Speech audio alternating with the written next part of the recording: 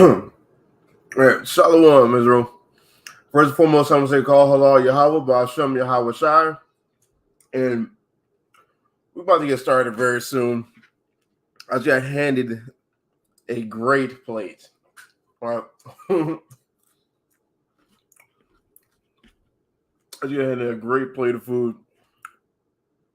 I ate to dig in this just a little bit. Just a little bit, right? But while I'm doing that, don't forget that like button, right? It's free. Like, do that. If you love God, you body slam, you would RKO that like button, right? Hit that share button, share it on your social media, right? And if it's been on your heart, right, you want to support the ministry, Cash App, SICARRI Dallas, right? But if you don't want to do it, that's fine. But what you can do, if you love God with all your heart, your mind, soul, your heart, mind, and soul, man, hit that like button, right? It's free.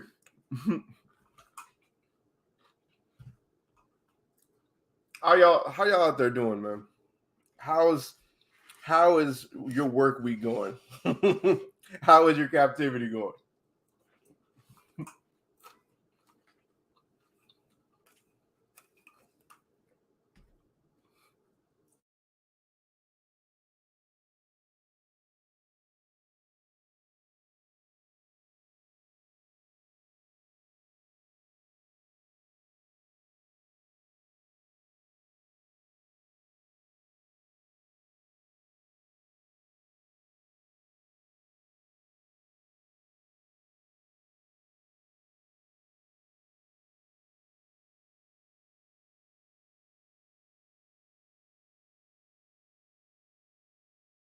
Open the door. I'm gonna jump the gun right there.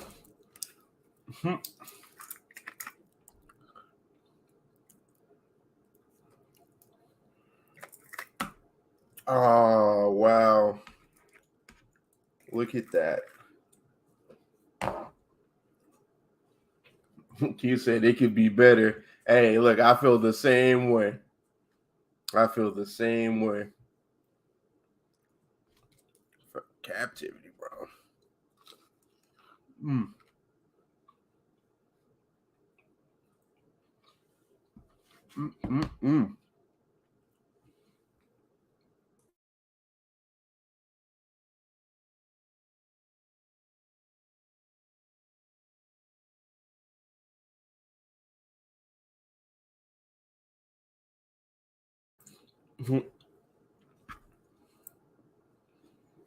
Man, this food good. Waiting on freaking Mathatia with his McDonald's Wi-Fi. Brother had to reboot his router, and be back on him. God damn, it's really good.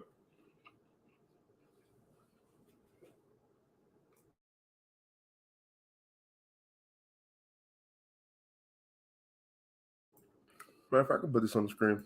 There you go. Right. Yeah. So we're going into today. Tonight, rather. Right. Just responding to a quick conversation. Me and the priest, right? The killer priest, Ram Amath had on the side of where the camp was teaching it. Or the Edomites saw us. He saw us preaching. You know what Esau do, right? Look at the monkeys at the zoo, right? But yeah, Esau saw us over there teaching the Bible, and he just kept on looking. He kept coming back by until he finally pulled one of us to the side and was like, "Hey, what y'all doing?" And we told him pretty much we're here teaching the children of Israel, right? Now, this is where the video starts, where it turns to, where do you think salvation is offered to all nations?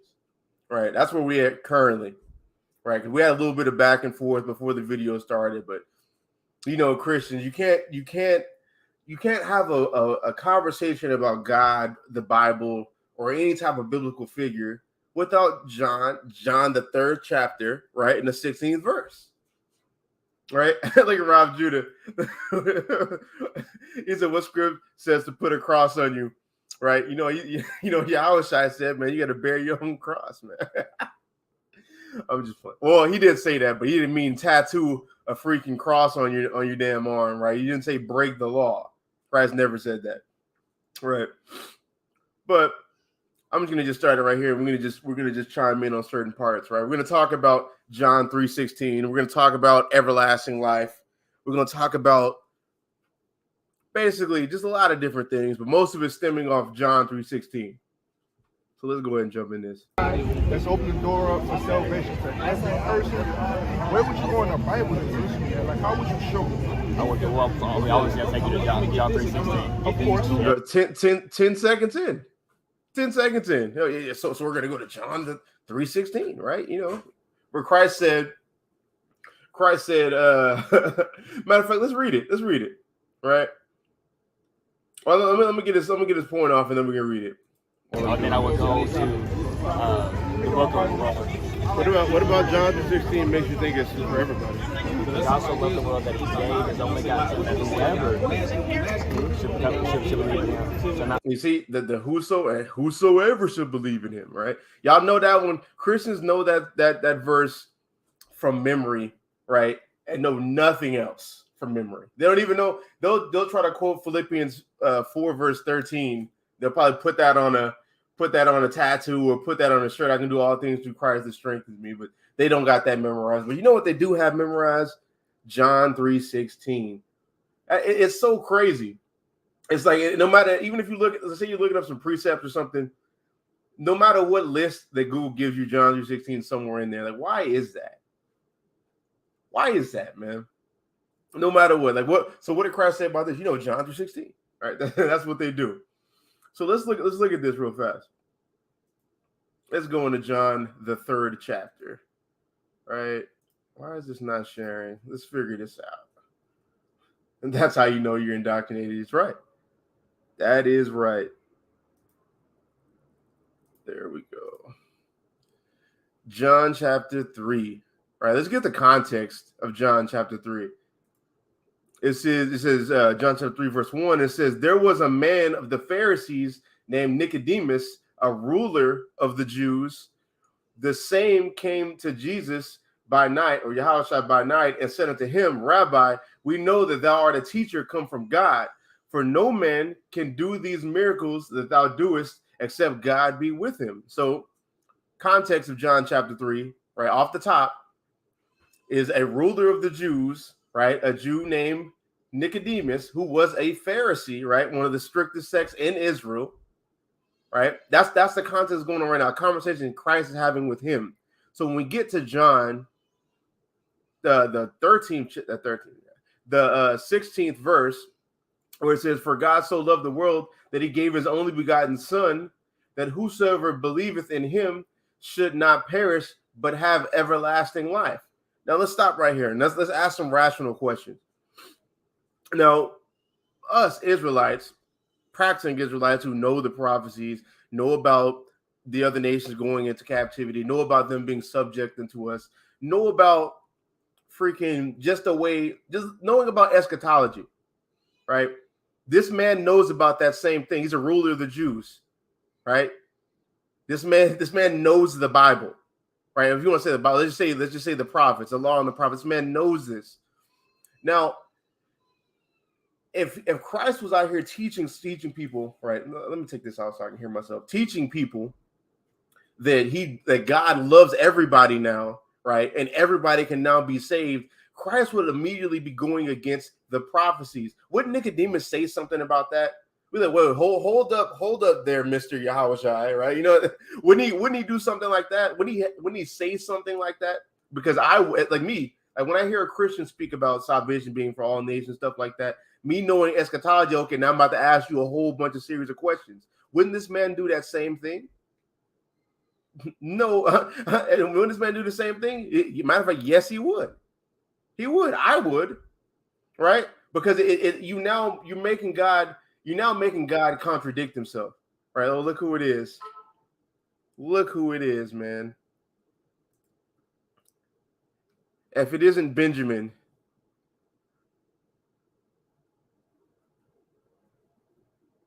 Look at this guy. I bet his Wi-Fi is sketchy again. I'll finish my thought while he's getting that going, right? When he asked logical questions, and that's why I asked the man, as soon as he said John 3:16, I said, what about that makes you think he's talking about all people? Because when you start at verse 14, right? You start, oh, hold up. I didn't even finish my original thought about that would, if Christ was talking about salvation for all people in John 3:16, that would make God contradict himself, right? That would be Christ basically contradicting the word. And you know, when you do that, right, there's no light in you, right? And we're going to read that in Isaiah 8 verse 20, right? Isaiah 8 verse 20 NLT. It says, look to God's instructions and teachings. People who contradict his word are completely in the dark, right?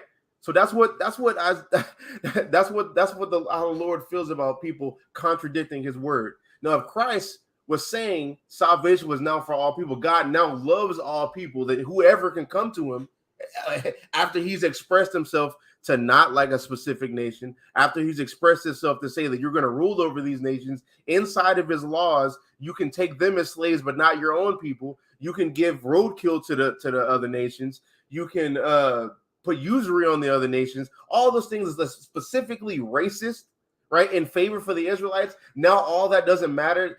I'm going to send my son to die for everybody so they can all be saved now and be God's chosen people. That will now contradict everything in the Bible, even the New Testament, especially when you look in Revelation, especially when you look in the prophets, but the whole Bible, damn it, really, when you sit back and think about it. And for us to say in John chapter 3 verse 16 that Christ is saying that everybody can be saved, you're saying Christ is no light. He's completely in dark. That's what Isaiah 8 verse 20 says in the NLT. It says, look to God's instructions and teachings. People who contradict his word are completely in the dark. You would be saying Christ is completely in the dark.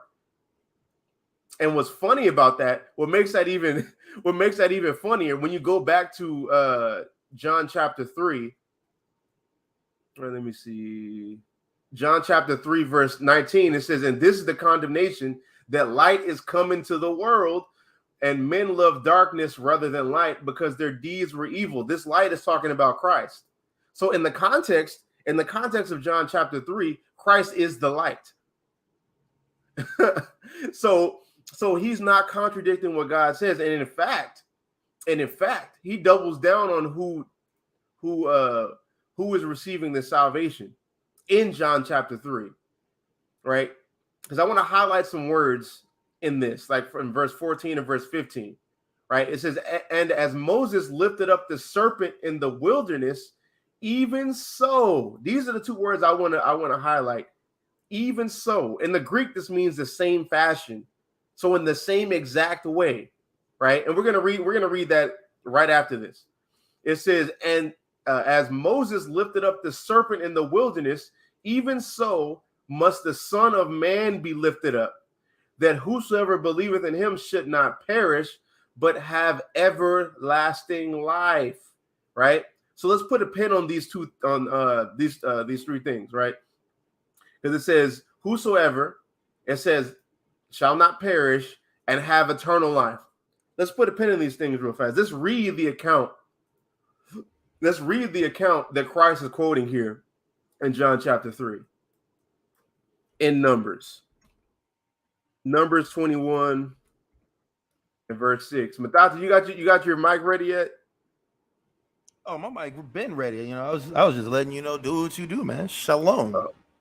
God, shalom, man. Let me finish cooking real quick and we can come back.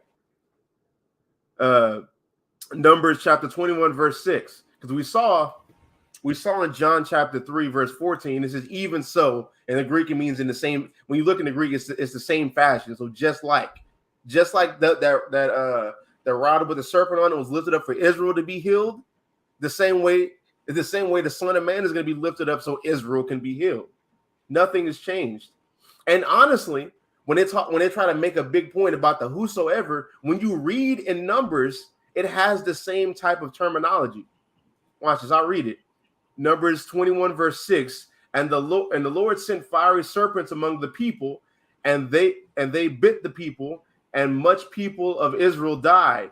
Right, that lets you know who the people are. So before they start saying like it's the mixed multitude, even though they died in chapter 11. Right. Furthermore, verse 7, therefore the people came to Moses and said, we have sinned, for we have spoken against the Lord and against thee. Pray unto the Lord that he take away the serpents from among us. And Moses prayed for the people. And the Lord said unto Moses, make thee a fiery serpent and set it upon a pole. And it shall come to pass that everyone that is bitten, when he looketh upon it, shall live. This is the same terminology as whosoever. It's the same exact thing. It's just worded a little bit different, but it's the same terminology. In John chapter 3, it's whosoever. Right here in Numbers chapter 21, which Christ quotes, it says everyone that is bitten. It didn't say Israel, because that's what Christians will say to us when we try to explain to them that John chapter 3 verse 16, when it says the whosoever, it's of Israel. They're like, it doesn't say Israel, but right here it says everyone. It doesn't say Israel, but we know through the context that it is Israel because it said it verbatim. So we see the same type of terminology. I'm gonna read all the way to verse 9. Is that the Lord said unto Moses, make thee a fiery serpent and set it upon a pole, and it shall come to pass that everyone that is bitten, when he looketh upon it, shall live. And Moses made a serpent of brass and put it upon a pole, and it came to pass that if a serpent had bitten any man, right? Same type of terminology before. Instead of whosoever, and before it was everyone, now right here in verse 9, it says any man. Is any man right here talking about all nations? Is any man talking about the damn Moabite, the Ammonite, the freaking East Indian? Is it talking about that? No. You know how we know that? Because of the context. You see how simple that is? The same type of terminology, and that's probably, you know what's funny about that? That's probably why Christ said it that way in John chapter 3. That makes sense. Because who else is going to know that situation other than the nation of Israel? Because no other nation can sit here and say, oh yeah, our forefathers were, they were there with the brazen serpent and everyone's being big. Can't nobody say that but Israel. Nobody. But yet somehow it applies to everybody, man. It now applies to everybody because it didn't say verbatim Israel. It's crazy. Like in a book that's written to Israelites, by Israelites, for Israelites, in one instance where it says whosoever, now it's talking about all nations. Even though the word was sent to Jacob and Israel, and the Lord doesn't do so with other nations. Like if we're gonna now try to interpret the book, we have to now interpret it through the rules that it sets out. One of the rules being Psalm chapter 147 verse 19. He showeth his word unto. Let's read it. Right. Let's read it. I love this verse. Right. And I like the way. I like the way David said it. Right. Psalms 147 verse 19. He showeth his word unto Jacob, his statutes and his judgments unto Israel. He have not dealt so with any nation, and as for his judgments, they have not known them. Praise ye the Lord. So David is saying, praise the Lord. They don't know it. Right? You know why? Because he loves us so much that he gave us his will and desire, which is his Torah laws. You see in Psalms 40 verse 8, right? That's the will of God, the Torah. He showed us that and then doesn't deal so with anybody else. And inside of this Torah, inside of Numbers, the 21st chapter, right? It tells you an account about how Israel looked upon a brazen serpent, and it said any man or anyone who was bitten who looked upon that will be delivered from that. So when you get to John, the 3rd chapter, right? You get to John, the 3rd chapter in the 14th verse. He's saying in the same fashion, it says, and as Moses lifted up the serpent in the wilderness, which we just read in Numbers chapter 21, even so must the Son of Man be lifted up, that whosoever believeth in him should not perish, but have eternal life. Right? It said, for God so loved the world that he gave his only begotten Son, that whosoever believeth in him should not perish, but have everlasting life. Right? So let's talk about this everlasting life. Now, who's going to get it? Let's get some precepts on this real quick. Unless there's something you would like to add, Mathad, there. Oh, no. You steamrolling right now. You know, I can hear a couple Christians crying in the comment section. That's not what my pastor said. Well, your pastor lied, man. And woe unto them pastors, all right? That'd be crazy when it, like, I'm not even trying to sidebar, but it'd be crazy when they say something like that, where it's like, that's not what my pastor said. I'm like, so your pastor is the final authority on God? What? That part. What? Like that don't even sound like that's according to y'all's tenets. But I digress, right? This is Daniel chapter 12, verse 1. Right? It says, and at that time shall Michael stand up, the great prince, which standeth for the children of thy people. Right? Remember that, the children of thy people. And there shall be a time of trouble, such as never was since there was a nation, even to that same time, that at that time thy people shall be delivered. Does that say everybody going to be delivered? No, that says thy people, Israel, everyone that shall be found written in the book. So when you see in later chapters, in like Revelation, I think it's somewhere else too, about people written in the book, you have Christians say, oh, that's talking about us. If it's another nation, no. This lets you know who is going to be written in the book. The book of what? The book of life. And that's thy people, Daniel's people, right? Which is the Israelites. So verse 2, it says, and many of them that sleep in the dust of the earth shall awake, some to everlasting life, and some to shame and everlasting contempt. Right? Now, some people would like to say that this is talking about the 2/3 who's going to wake up to the everlasting contempt. Right? I would disagree with that for multiple reasons. Right? Because when you look at this word for contempt, and right here in Masoretic text, contempt. It's like meaning repulse, object of aversion, abhorrent, contempt, right? This is going into them like that, like people who's not elected, people who's not chosen, just like the things that are profane that are outside of the temple, right? These are the other nations. These are the people who's going to wake up in everlasting contempt when they're subject to who? When they're subject to Christ and his rulership, and then the rest of the Israelites after that. Right, that's what this is going. That's that everlasting contempt. This isn't talking about Israelites, and I'm gonna prove that even further with some extra precepts. Right, this is let's go to Romans. Let's use some of what Paul says. It says Romans chapter 9 verse 18. It says, wherefore hath he mercy on whom he will have mercy, and whom he will hardeneth. Now, we pull this verse out on Christians all the time. They're like, see, it's not up to you who chooses who God's going to have mercy on. It's up to him. Yeah, and he tells you who that is. You remember that? But Doctor, we've dealt with this before. Like, there's so many times. Well, we brought this out on a Christian. It was like, see, he could have mercy on the heathen. Like, you would have a point if he said he's going to do this.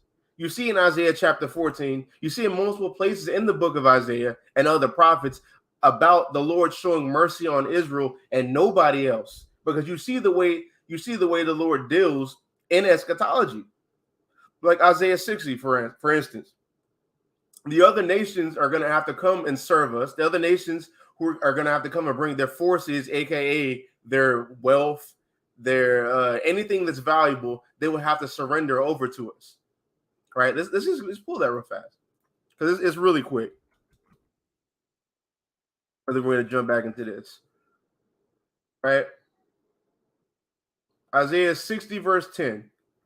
And the sons of strangers shall build up thy walls, and their kings shall minister unto thee. For in my wrath I smote thee, but in my favor have I had mercy on thee. Thee is contextually who? Israelites. So when a Christian wants to say, oh, he can have mercy on the heathen, when you read that in Romans 9, that could be applicable to a heathen too, I would disagree with that, because the only people he's promised mercy to is the Israelites. And if we want to play a game that, okay, he promised mercy to Israel, but then after that he promised mercy to everybody else, you're going to have a problem, because when you get to verse 11 and 12, it says, therefore thy gate shall be opened continually. This is perpetual. This isn't stopping. When it starts, it's just going to keep on going.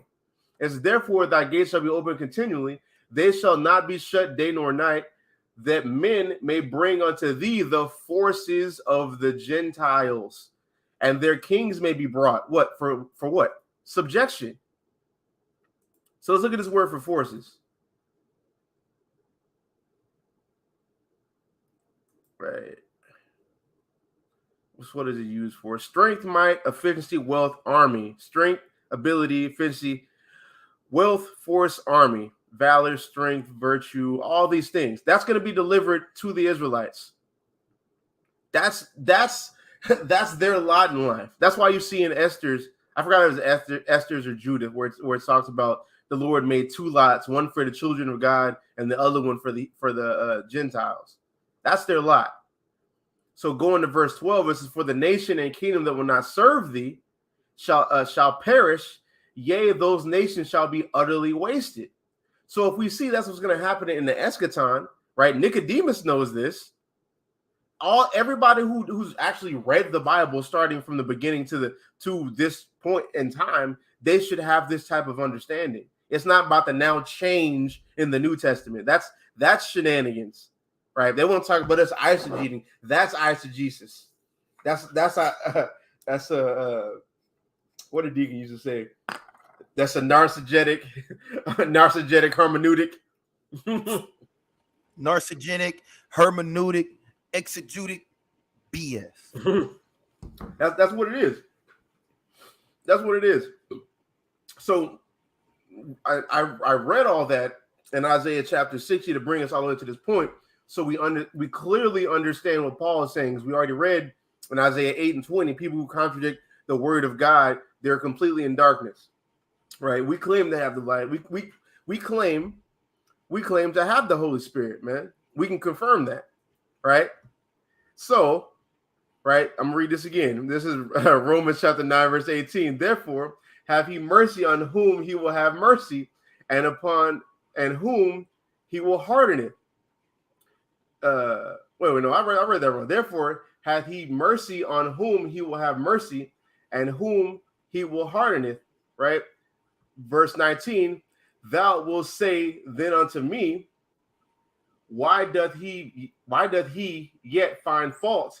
For who hath resisted his will? Verse 20, nay, but O man, who art thou that repliest against God? Shall the thing formed say to him that formed it, why hast thou made me thus? Right? So just like a so-called Caucasian man, right? So-called white man will say, well, I didn't have slaves. I didn't choose to be a white man. Just like how we didn't choose to be African American. We didn't choose to be Hispanic or Native American. We didn't choose all those things, but we had to suffer, and we're still suffering to this day, and still are victims to this day due to our lineage and who we descend from, right? So we can't now reply against God. We can't now reply against anything, right? We have to accept our lot that's been given to us. We're the Israelites. We didn't do what God said, so now we're in captivity, right? Y'all ruled over the Israelites. I'm talking about Caucasians and Europeans. Y'all ruled over the Israelites. Still to this day, still do it, and the little shadow government that y'all have over us, right? Y'all still do that, so y'all have to pay for it, right? Verse 21, it says, have not the potter power over the clay of the same lump, right? Because they all say we all come from Adam, power over the same lump, to make one vessel unto honor and another unto dishonor. That's the people, right? The vessel unto honor is the Israelites, like the people who's going to obtain mercy, the people who's going to awake into everlasting life, and the people who are dishonored to God, that's the people who are going to be in everlasting contempt, because they are a vessel fitted for dishonor. They're contemptible. That's who they are. That's what this is talking about, right? When you get back to where was we at? Yeah, Daniel chapter 12. That's the people who's going to have everlasting contempt. That's not ever going to change. They're always going to be the goy. They're always going to be the heathen. They're always going to be they're always going to be a great gulf fixed between us, like you see in the parable of Lazarus, right? So, where was we at? Oh, one more precept to prove that we're not. Let's see, what is this? And we won't be into shame and contempt. This is Joel chapter 2, verse 27. And ye shall know that I am in the midst of Israel, and that I am the Lord your God, and none else, and my people shall never be ashamed. So this is talking about all of Israel.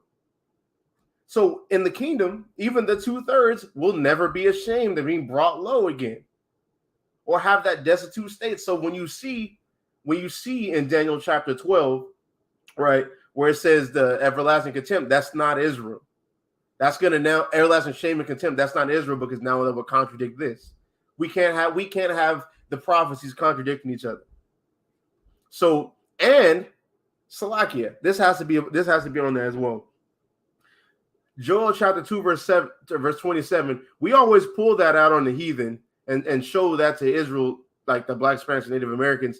Like, we always show that to each other. A lot of people don't understand that this is in the future. Right, and that doesn't make you wrong for bringing it out. It actually makes the precept hit a lot harder if you know what time period this takes place in. Like, like how Rob Judah said, they can't explain Joel 2 verse 27. And the funny thing about it is, yeah, they can't explain it, but if you actually read it in context, bro, this is the eschaton. This is in the future. This is in the what they call in the kingdom, like kingdom connotation. That's when this takes place. And if it takes place then, oh my God, there's an even bigger cut now. Because if this takes place in the future, that means salvation can't possibly be for all nations then. This is one of those passages in the prophets where it basically specifically talks about the restoration of Israel. A great place to try to confound the Christian to where they won't have any answers. Go here. Plenty of places in Jeremiah, plenty of places in Isaiah. There's so many places where you just read about the restoration of Israel. Every time you read about the restoration of Israel, you always see the heathen being brought down. That's what's crazy. Like our restoration is always synonymous with them being brought down, or us getting something and they don't, right? So let's start at verse. We start at 18. We're gonna start all the way at the top, right? This is funny, right? This is another thing that makes me mad. I hate sidebarring like this. Christians know about this because like they're precepting Acts chapter 2 verse 17. When you go on a little bit further in Acts chapter 2, it talks about whosoever believeth in God, who should call upon the name of the Lord shall be saved. And Christians be, see, that's talking about everybody, right? The people who put this together know that that's not true because they're precepting this to it. There's no way you can read Joel chapter 2, verse 27 and say salvation for everybody or God's with everybody. You can't do that. So knowing that, why would y'all precept this to a passage that y'all go to try to support salvation for all nations? Y'all Christians do that stuff on purpose, and it's funny, right? Joel chapter 2, verse 18. It says, then will the Lord be jealous for his land and pity his people. Yea, the Lord will answer and say unto his people, behold, I will send you corn and wine and oil, and ye shall be satisfied therewith, and I will no more make you a reproach among the heathen. Right? Everything we just read right there in verse 19 is Deuteronomy 28, verses 1 through 14. That's the blessings. That's what time period this takes place in. The blessings. Verse 20, it says, but I will remove far off from you the northern army, and will drive him into a land barren and desolate, with his face toward the east sea, and his hinder part toward the utmost sea, and his stink shall come up, and his ill savor shall come up, because he have done great things. Like what? Put the Israelites in captivity. That's what's going to happen to Babylon the Great. That's what's going to happen to this place. It's just, you see in Revelation chapter 18 about Babylon being laid desolate. Right? That's what's going to happen. We see that in multiple places. We see that also in Isaiah and Jeremiah 51 specifically. Right? Verse 21, it says, fear not, O land, be glad and rejoice, for the Lord will do great things. Be not afraid, ye beasts of the field, for the pastures of the wilderness do spring, for the tree beareth her fruit, the fig tree and the vine do yield their strength. Right? This is going into us. Verse 23, it says, be glad then, ye children of Zion, and rejoice in the Lord your God, for he hath given you the former rain moderately, and he will cause to come down for you the rain, the former rain, and the latter rain in the first month. That's that's us being totally prosperous. That's us having children. That's them having life. That's the Lord supporting us with an ecosystem so we continually produce fruit and have commerce. For us to actually exist without having to deal with the heathen, without having to deal with drought, without having to deal with death like that. Everything he's saying is the opposite of all the things that I just mentioned.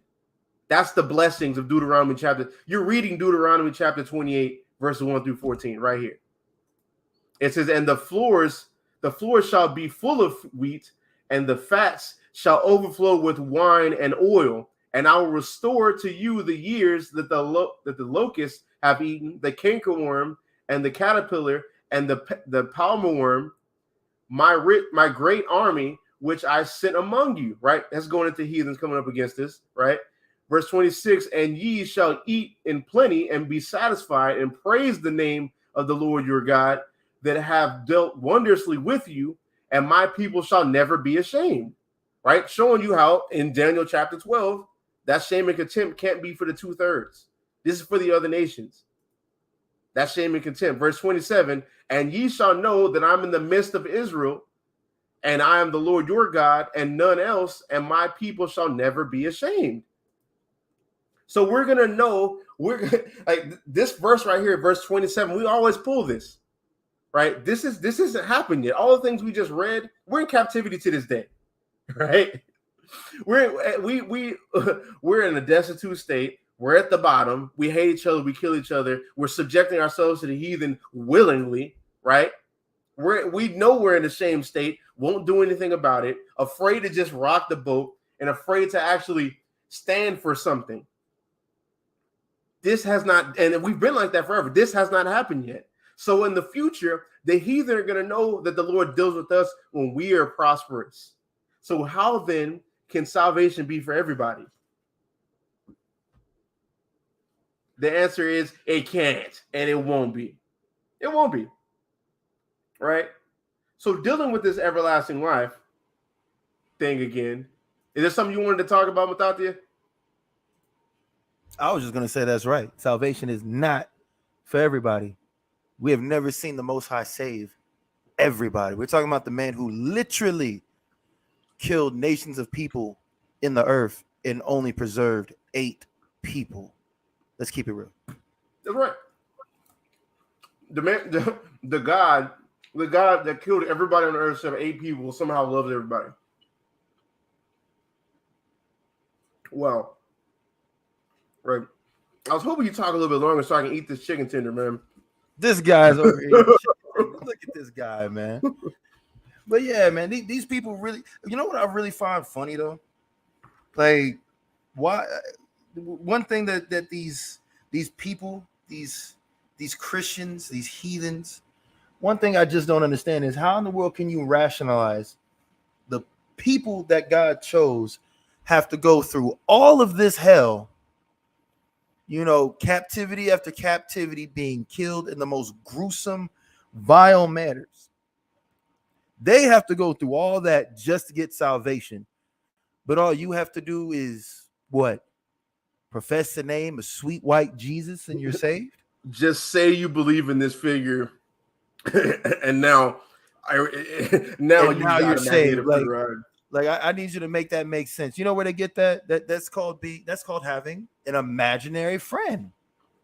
Because that's exactly what it is. Like who would turn the truth of God into a lie, man? Oh my God! What was that thing we said? Foster's home for imaginary friends. Exactly. Foster's home for imaginary gods. Exactly. It's Foster's home for imaginary gods. That's exactly what it is, man. and look, the Pope is Madam Foster. All right. Oh God. That senile old bag is the poop. All right. The number one pedophile in the world, man. All right. But it's okay though. Because guess what? That's just gonna exemplify the Most High even greater.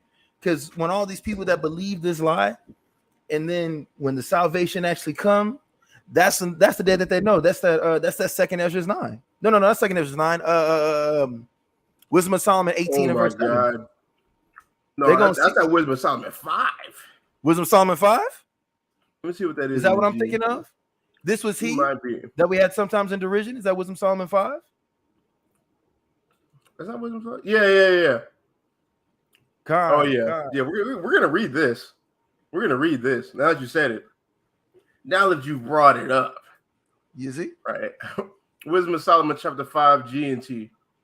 This is the regrets of the wicked. It says, on that day, someone righteous, full of confidence, will stand before those who oppressed him and made light of his labors. Right? And they do that now. And they say, oh, slavery was a long time ago. Bro, that was like a few, especially in Texas. That was a few generations ago, my God. Like my grandma, I think my grandma's mother was a slave. Like, that's not that far away from me. Let's see, what is this? Oh yeah, verse 2. They will be amazed to see him safe and will tremble with terrible fear. Then they will regret. Then they will regret what they did, and groaning in anguish, they will say to each other, "This is the one we made fun of." Right? That's crazy.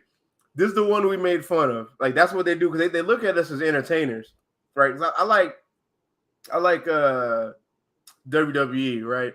There's this wrestler named Triple H. They cut this one promo. I think Triple H had the belt, and he was feuding with Booker T, right? He's a well-known wrestler, right? You know, Hulk Hogan, we coming for you, nigga. Right? That guy.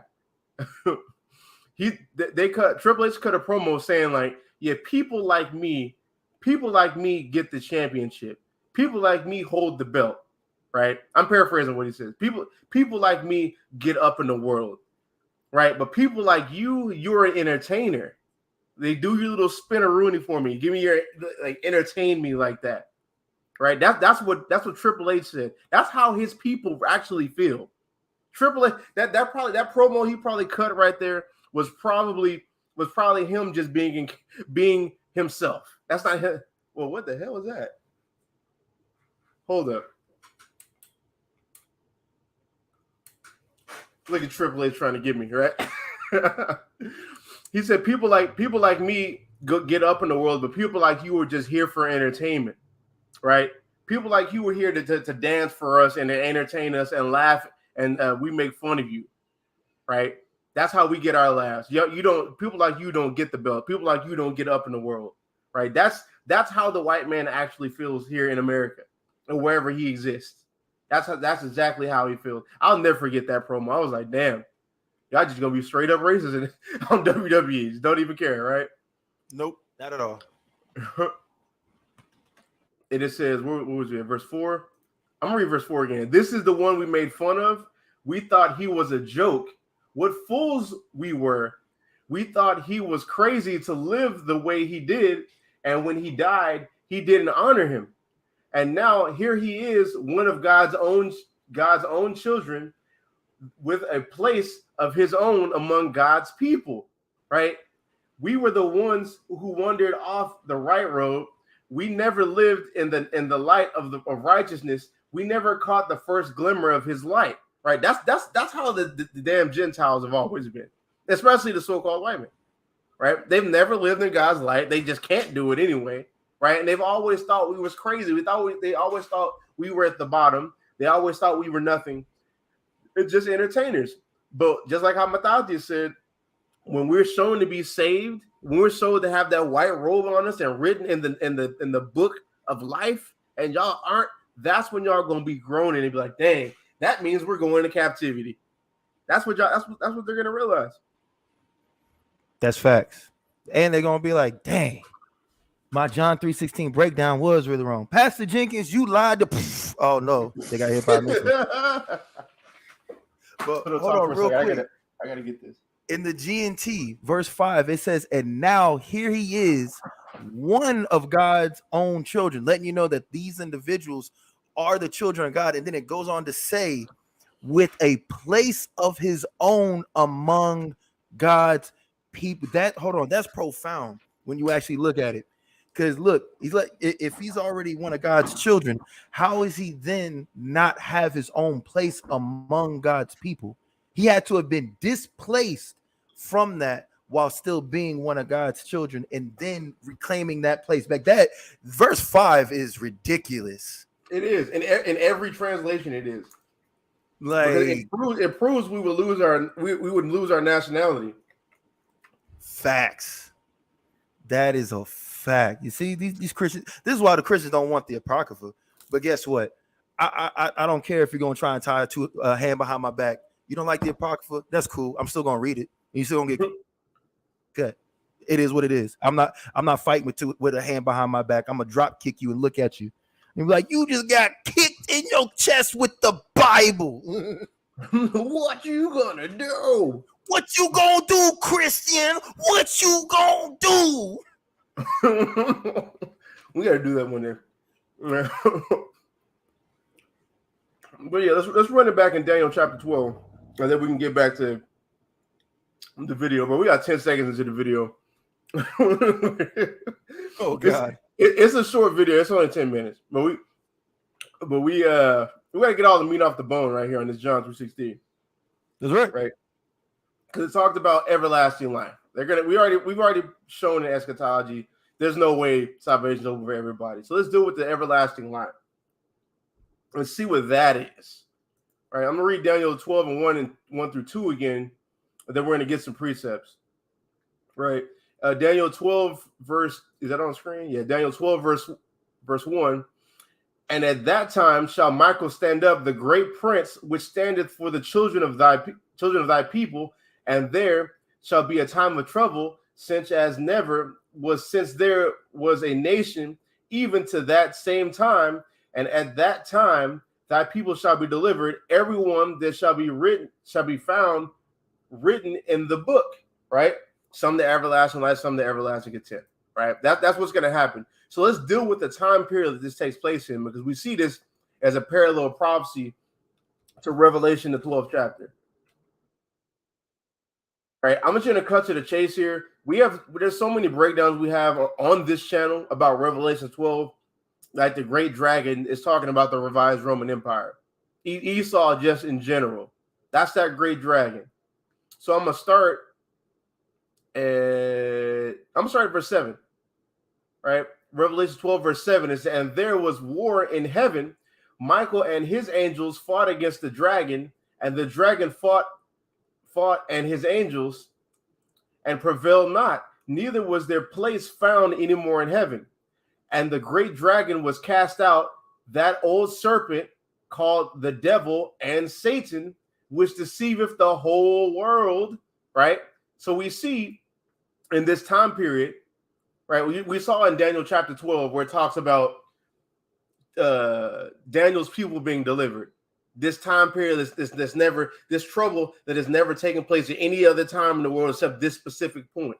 In this specific point, this lets you know who's going to be in rulership, right? Like I said before, we have plenty of breakdowns on Revelation 12 proving who the old serpent is, the devil and Satan. In this context, the revised Roman Empire with 7 heads, 10 horns, right? We've proven that plenty of times. So this dragon is going to be casted out. Who is this? So-called white man. He's going to be casted down and brought low. Watch this. And said he was cast out into the earth, and his angels were cast out with him. And I heard a loud voice saying in heaven, now is come salvation and strength and the kingdom of our God and the power of his Christ. For the accuser of our brethren is cast down, which accused them before our God day and night. Right. So now here is salvation. This is letting you know that the Edomites, the so-called white man, the Europeans, the people over there who lack pigmentation, right? When they get brought down, they get brought low. That is the salvation that Daniel's people is getting delivered from in Daniel chapter 12. And the people who is getting delivered from that is the people written in the book who will arise and wake up into everlasting life. What is this everlasting life? Salvation, your kingdom, the strength and power of your God, and the rulership thereof. That's what this is. That's what this rulership is. I mean, that's what this everlasting life is. Right? And we're gonna see that. And I always pull out Ezekiel 34, but I can't not read it. Right?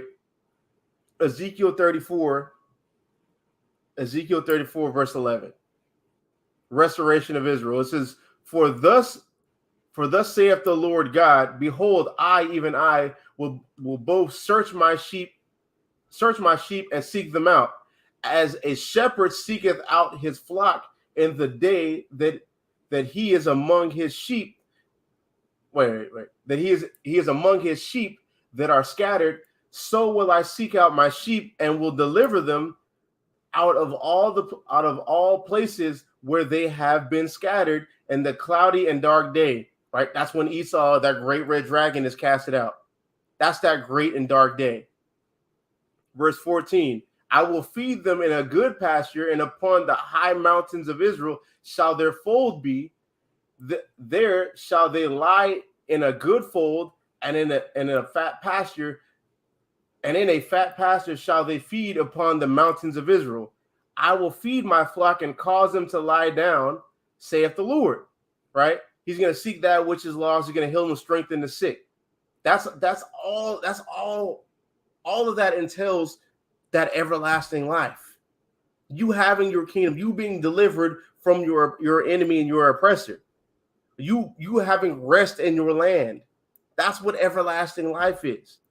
It's not that you be good and you be good all the way in your life and believe in this figure, which you really don't believe in. Say you be horrible all the day of your life. Right? Say you believe in this figure who you really don't believe in, and now you get to go to a cloudy place with flying white babies.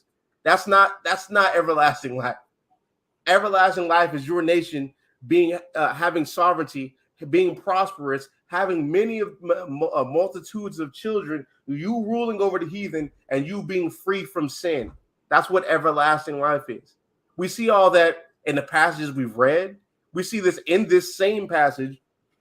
When we go down to verse 22, it says, therefore will I save my flock, and they shall no more be a prey, and I will judge between cattle and cattle, and I will set up one shepherd over them, and he shall feed them, even my servant David, he shall feed them, and he shall be their shepherd. Right? That's talking about Christ. And I, the Lord, will be their God, and my servant David, a prince among them, I, the Lord, have spoken it. That's Joel chapter 2, verse 27. Right there. Just all the way up to that point, right? And so I will make with them a covenant of peace, and will cause the evil beast to cease out of the land. That's their enemy and your oppressor, to cease out of the land, and they shall dwell safely in the wilderness and sleep in the woods. You have to think what kind of peace and tranquility that is. You can't just chill out. Just think about it. If you want to think about it literally, you can't just chill out in the woods. Certain places have bears who will attack you indiscriminately at any time, at any moment. Animals can attack you at any moment.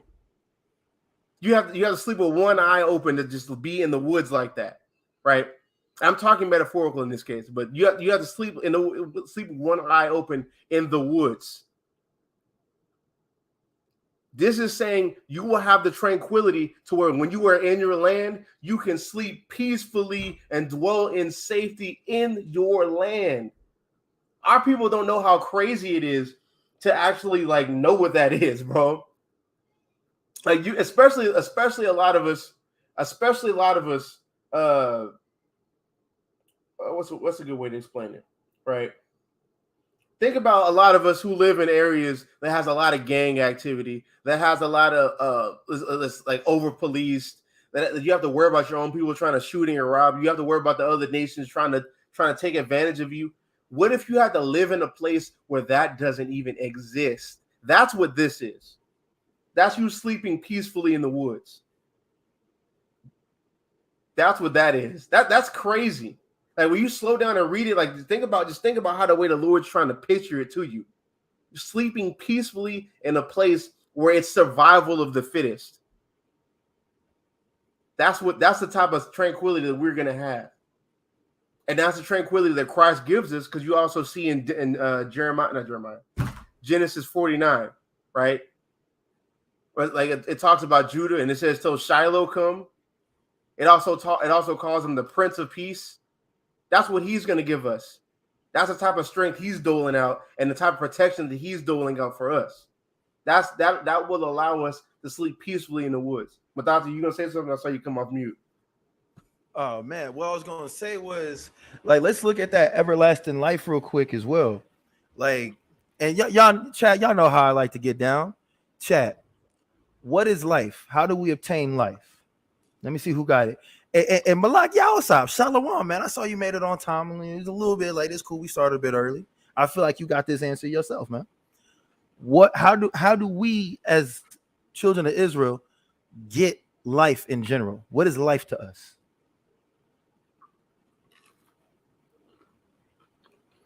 Aktaz, tribe of Zebulun, said Isaiah 45:17. That's a there you go. Malak, y'all are keeping the commandments.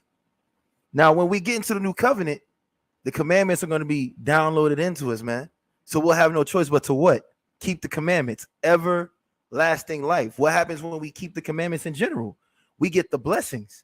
So if we can't break the law, it means that we will always get the blessings, i.e., eternal life. These Christians don't want that. They don't want life in general.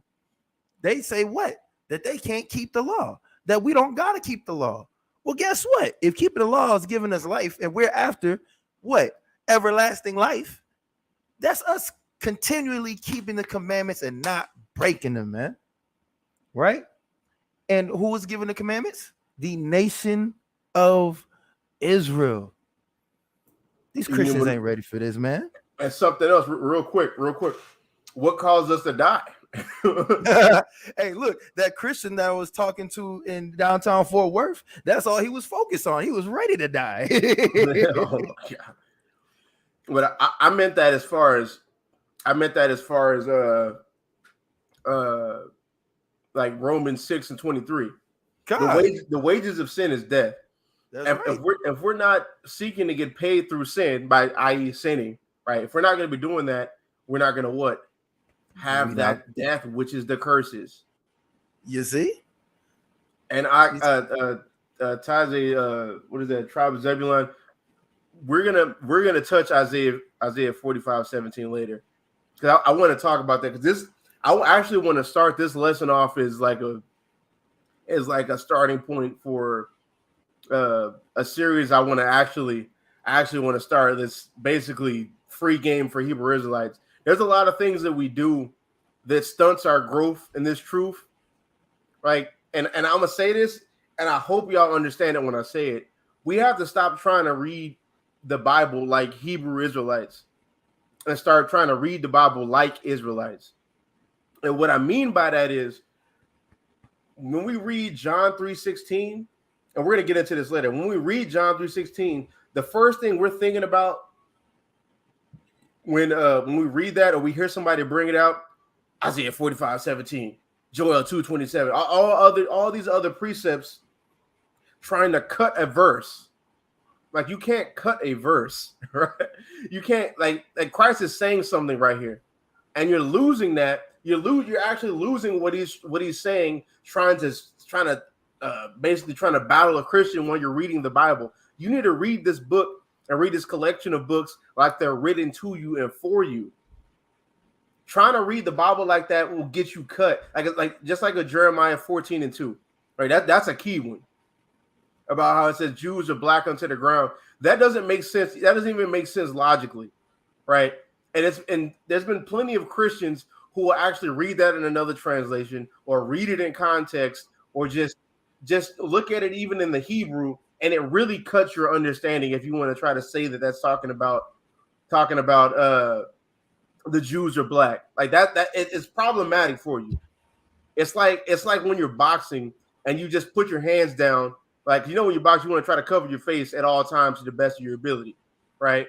That's like you dropping your hands. That's what ends up happening, right? We can't just start eisegeting the Bible. That's really if you want to break it down into modern day words, it's eisegesis. We have to stop eisegeting the Bible and read it for what it's really trying to tell you. Because Christ said something in John chapter 3 that was just so profound, bro. So profound, especially when you look at when you look at what was happening at that time period, right?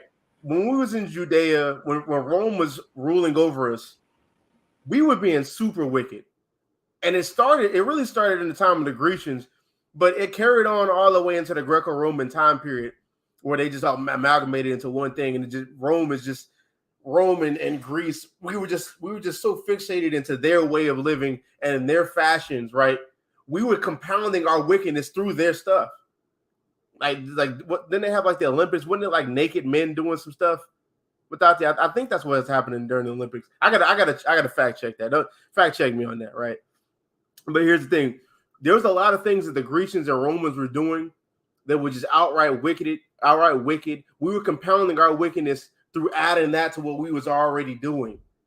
You even see in Colossians First Corinthians chapter 5, you had men taking their father's wife, bro. Like, that is crazy, right? You had a lot of us worshiping idols, us being them damn orgies, which you see in Greco-Roman culture. All these things we was doing, right? We were becoming the most vile people right along with the heathen, right? And Christ said in John chapter 3, verse 16, that whosoever believeth in me, whosoever, right? Because you see in Matthew chapter 9, he says, I didn't come to call the righteous. I came to call the sick, the sinners of our people, the worst of the worst, bro.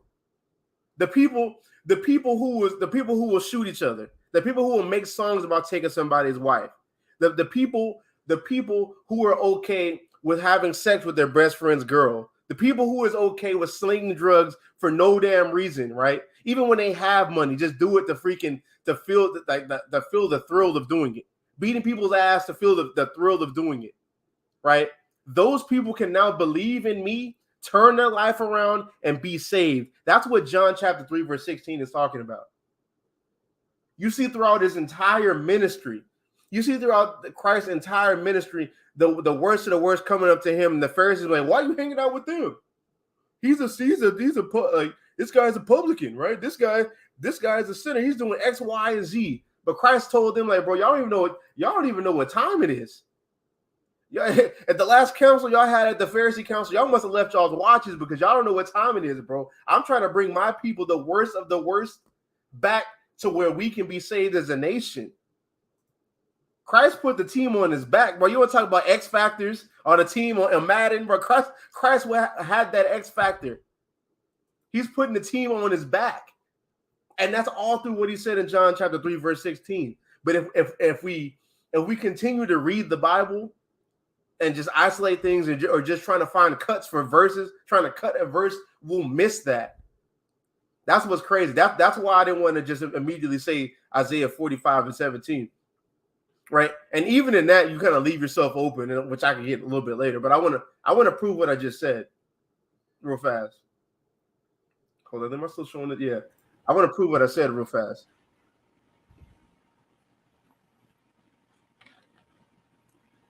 Yeah. Matthew 9, verse 10 is, and it came to pass as Yahushua said at meat in the house, behold, many publicans and sinners came and sat down with him and his disciples. At this time, the Pharisees, the scribes, the elders of Israel was treating these people like they were garbage. That's how they was looked at in Israel. The sinners of our people who weren't keeping the law, because that was our heritage. Like it's not like how we're in Babylon, where we look strange for keeping the law. That's something that was part of our culture to a degree, right? And even at this time, to a degree. So when some people was inside of Judea being wicked, like not putting fringes on, just freaking doing certain things that made themselves to be sinners and was outward about it, you were treated like garbage. And the publicans were the people who sided with the damn Romans, the damn tax collectors, right? Those people was treated like garbage. They came to sat down and meet with Christ, to basically meet or eat, right? Verse 11, and when the Pharisees saw it, they said unto his disciples, why eateth your master with publicans and sinners? But when Jesus heard that, or Yahushua heard that, he said unto them, they that be whole need not a physician, but they that are sick. But go ye and learn what that meaneth. I will have mercy and not sacrifice, for I am not come to call the righteous, but sinners to repentance. That's what John, this from verse 10 all the way to verse 13 is what John chapter 3, verse 16 is talking about. That's what this is. Not, oh, now I'm trying to hear to call the other nations. That don't even make no damn sense. Nicodemus would have heard that. If that's what he really meant, Nicodemus would have heard that. Oh no, this man's bugged out. Let me go ahead and get back to the Pharisees got the breakdown. Right, we don't need this guy. That's what. Hey man, look. So like it. Hey, look. At that point, if that would have been the actual breakdown, like, oh man, this man's teaching heresy. Guards. Exactly. He said, "This guy said a damn Moabite nigga outside the temples is equal to me." Oh God, hell no. Hell, that's what happened. Guards, right? This will seal it. It says, "Be it known," Acts 13:18. Acts 13:38. Be it known unto you, therefore, men and brethren, that through this man is preached unto you the forgiveness of sins, and by him all that believe, right? Just like I said, people who believe in him, like in John 3:16, and by him all that believe are justified from all things from which ye could not be justified by the law of Moses. So the adulterer, right? The idolater, the person who commits various types of fornication, right? All things that require you to die, for you to be the sacrifice for your sins, right? You can be forgiven from those things. That's the whosoever in John chapter 3, verse 16. That's crazy. Like I had to come to that conclusion some years back. Like I have to start just that's what made me start to realize and understand this book a lot better. Right? When I started reading it like it's my book, and it was for me. So that's why I wanted to start this class off with that. That's why I wanted to really get this video for us. Oh, we can use this as a launching point. You got something you want to say about that? Hey man, like Yadi said, bro, it's our book. Don't just read it to find cuts. Read it to understand your people.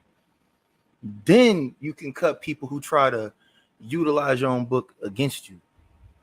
And it's like what you do is you create a defense.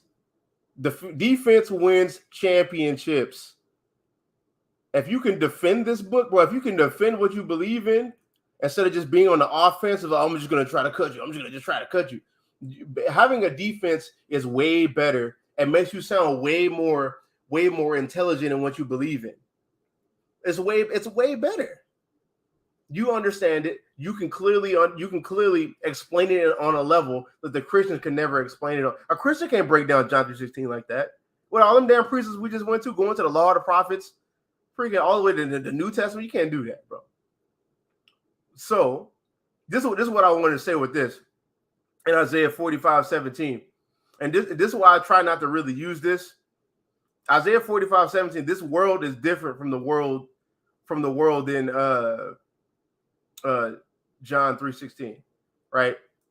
Like, it doesn't mean like how it's just not the same word. Like, it's not even really close, because it just means like an age, where it says world right here. Yeah, it's a period of time. It's not really meaning like a planet. So when you do stuff like that, like, oh, I got the cut, I'm gonna cut you real fast. A Christian who studied, like, bro, that's not what that's. I've seen Christians do that. That's not what that's talking about. That's not talking about the planet. That's not talking about that Israel is their own planet or their own world. That's talking about a period of time. That's why it says a world without end. Like, and when you look at the other translations, it didn't even say it right there in New King James. It says to ages everlasting, to all eternity, to all eternity. It just says eternity, ages, eternity. What's the NLT say? Curious. It's just throughout the ages, right? I mean, it is a precept. You can make a point off of it, but you can't use it to try to cut the word world, because you're gonna really a Christian who studies, or especially if he has another translation on him, you're gonna get popped in the mouth, and it's gonna look real bad for you. But yeah, let's go back into this video. For God did not come into the world, for God did not send Jesus into the world to condemn the Book of world, Exodus, but to chapter save the 15 world and verse through 3. What about the It context? says, the Lord is a man of war. No, The Lord is his but I'm name. talking about, like, you know how you started? You started at 16, right? What about before that? Like at verse 14. I have no idea. I have no idea. Oh, what does verse 14 say? I just thought the whole Bible starts and ends in John 3:16. This is the book of John. Proverbs. Hey man, shout out to Priest Ramamoth Bonloya, man. That's right. I was saying, shout out to Priest Ramamoth Bonloya. Look at Kanayak in the cut. You know what I'm saying? Look at the men of the Lord on the line, putting in that work, man. Hey, look, it's a 2-mic system. It's the king and the priest. It's the king and the priest, man. That's right. That's right. And guess who's chilling in the cut? You got Benji just chilling. Southern Kingdom just ready to destroy Edom, man. Just ready to destroy. But look, man, you got chief and deacon, man. You got the king and priest. Now you got the 2 witnesses there, and now you got 2 witnesses in Dallas right here, man. You got the king and the priest. That's what's happening. He tells you what he means about it. Verse 14 is Look at your house. Look at your house. Moses lifted up the serpent in the wilderness. You know what that's talking about? Moses lifted up serpent in the wilderness. Israel can be saved. Right? And as Moses lifted up the serpent in the wilderness, even so must the Son of Man be lifted up. So just like the Son of Man was, just like the brass serpent was lifted up for Israel to be saved, in the same fashion, Christ lifted up for the Israelites so Israel could be saved. Go ahead. Then whosoever believeth in him should not perish, but have eternal life. This is your wisdom and your So that lets you know who the whosoever is. Just like if I said, if I raised my voice up here and said, whoever wants to read this book, they can come read it, right? Am I talking to somebody in a different country, or am I talking about the people in the immediate audience? Verse 6, keep therefore and do hear your voice. them. You see that? You start asking logical questions. It just falls apart. It falls apart because you have 2 options. You could either, when you get brought that type of logic, right, you can either lie or you could just admit it. And it takes integrity to do that, right? It takes a certain level of integrity to what you say you believe in to actually admit, like, okay, wait a minute, this logically doesn't make any sense. So you must mean the immediate audience. And even just admitting that, you've conceded at that point. Because if you're going to say that if it's for the immediate audience or the people it's written to, we know that's Israel. He's talking to an Israelite. You've lost. The war, the battles are, you've lost the battle and the war simultaneously. It's like that's right. Damn, bro. Look at this guy. What you talking about? What you thinking of? There's this card, bro. Oh, no, I was just going to say, look at this Edomite, man. He's happy to talk to some black people. Look at the smirk on his face. Like, oh my God, I've never talked to two black people before like this. And they're intelligent. They know the Bible. I thought they were just monkeys. God. I just be thinking, honestly, bro. I just be thinking all white people really be Frieza. That's how they be trying to look at us. They are. Oh God. They are. That is why I'm Frieza to them. Video coming soon. Who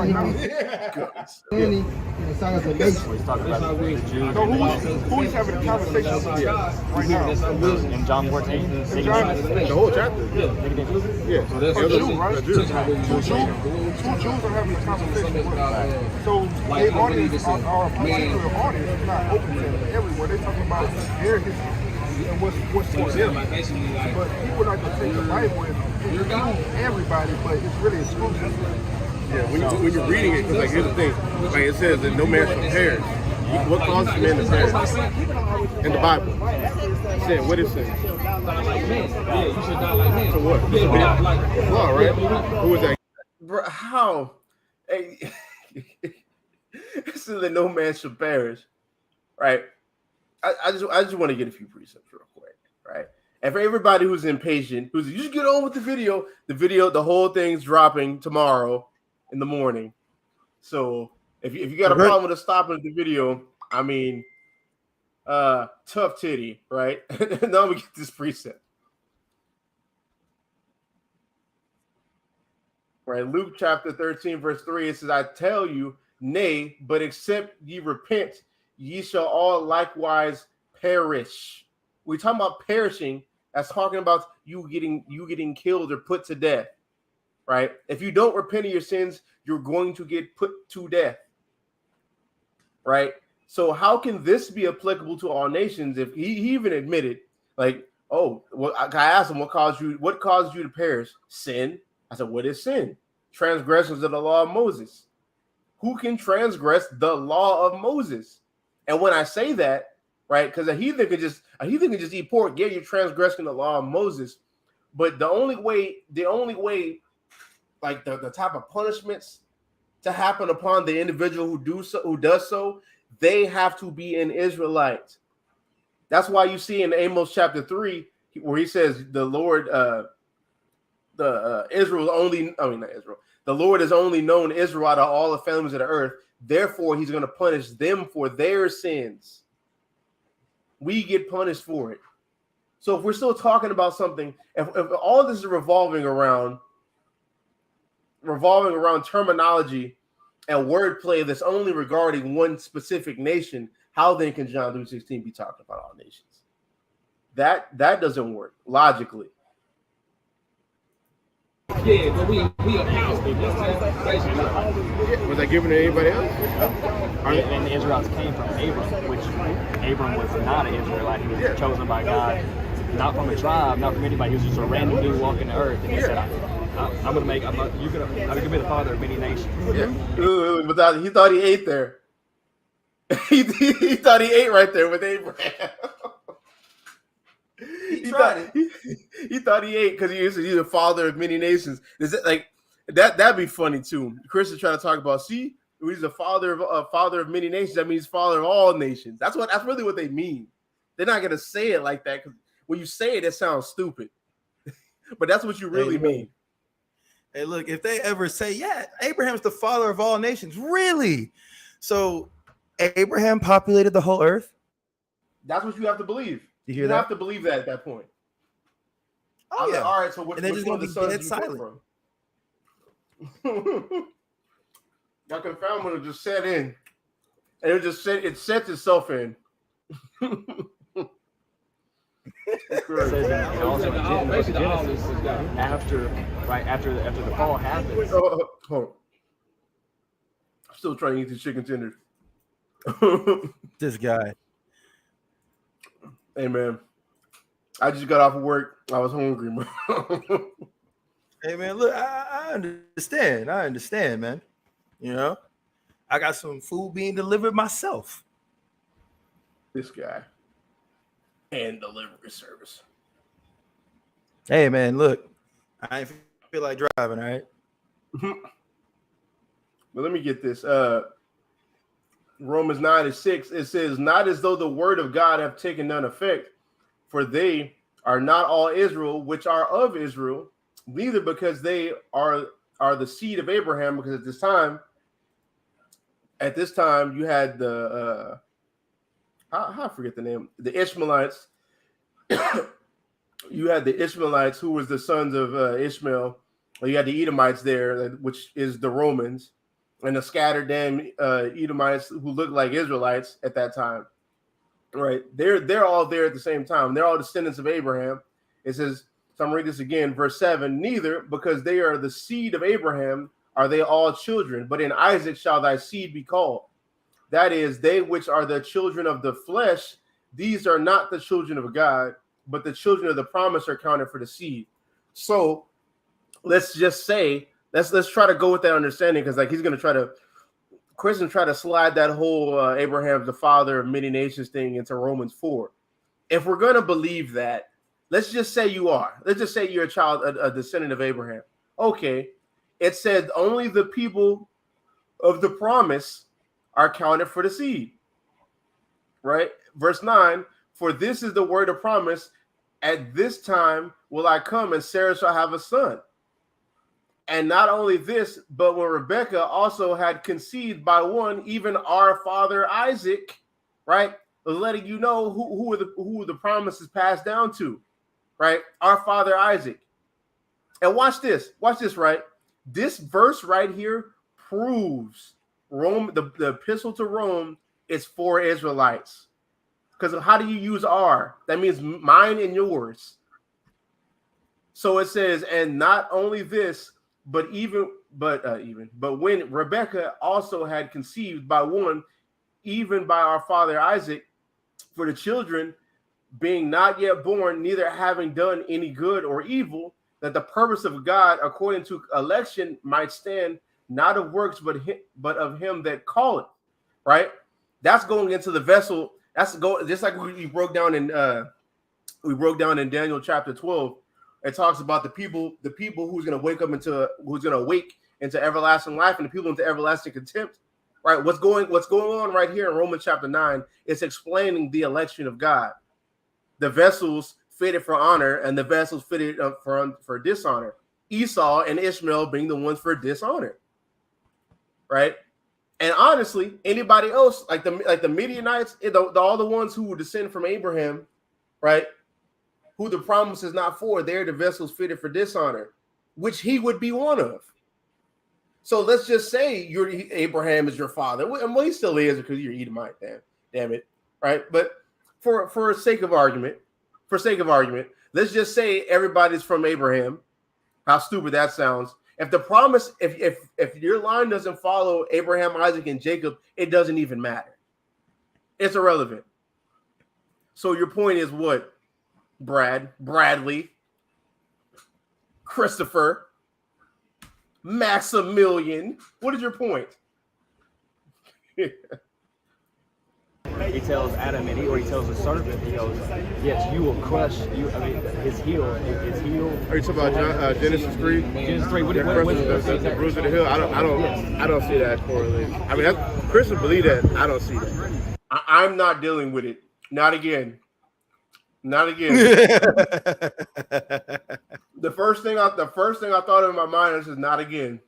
No, we're not. Genesis 3, was that 3 and 15?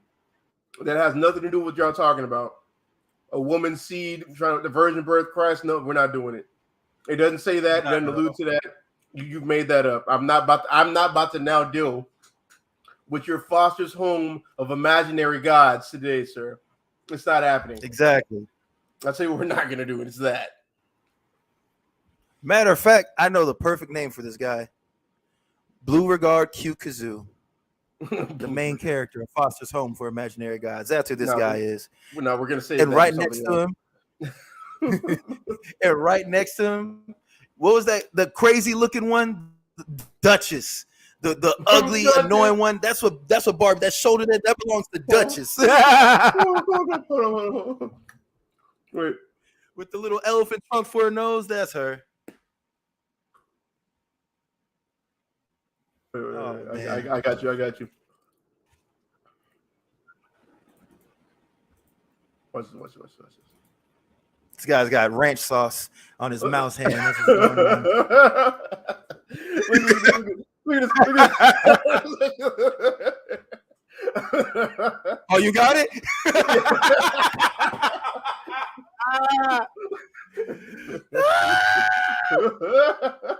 There it is. Is this your God? Is this your God? Bro, this look like the Edomite's God though, for real. You know what that nose?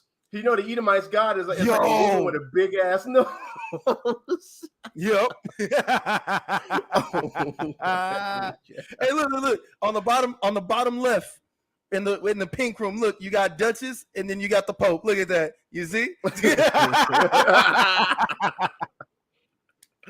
Horrible. Wednesday class. Hey, here's the thing, man. Y'all only being here when it's a controversial topic, right? But Wednesday class, it goes down in Wednesday class. God damn it. So you got Machete Monday, right? You got Flux Friday, but we need a name for Wednesday class. Wild and Wednesdays. Who wild? No, that's already taken. That's already taken? That's already taken. Wisdom Wednesdays. Nah, it's something better. We'll figure it out. Chat, put some suggestions. You can help us out. Y'all in this chat all the time every Wednesday. What y'all want to call this, man? Oh my God, Jesus choice.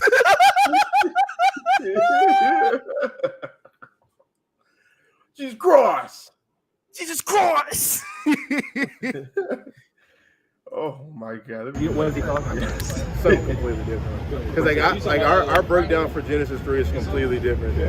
Yeah, not doing that's what we're gonna have to sit down and go through. Yeah. But we don't see it that way. But as far as run it back, is disobedience. We talk about sin is disobedience to the law, right? The law was only given to one people, correct? The Israelite, the chosen people. Yeah. Get Amos 3. Let me show you something. Amos 3 and 1. The book of Amos, chapter 3, verse 1.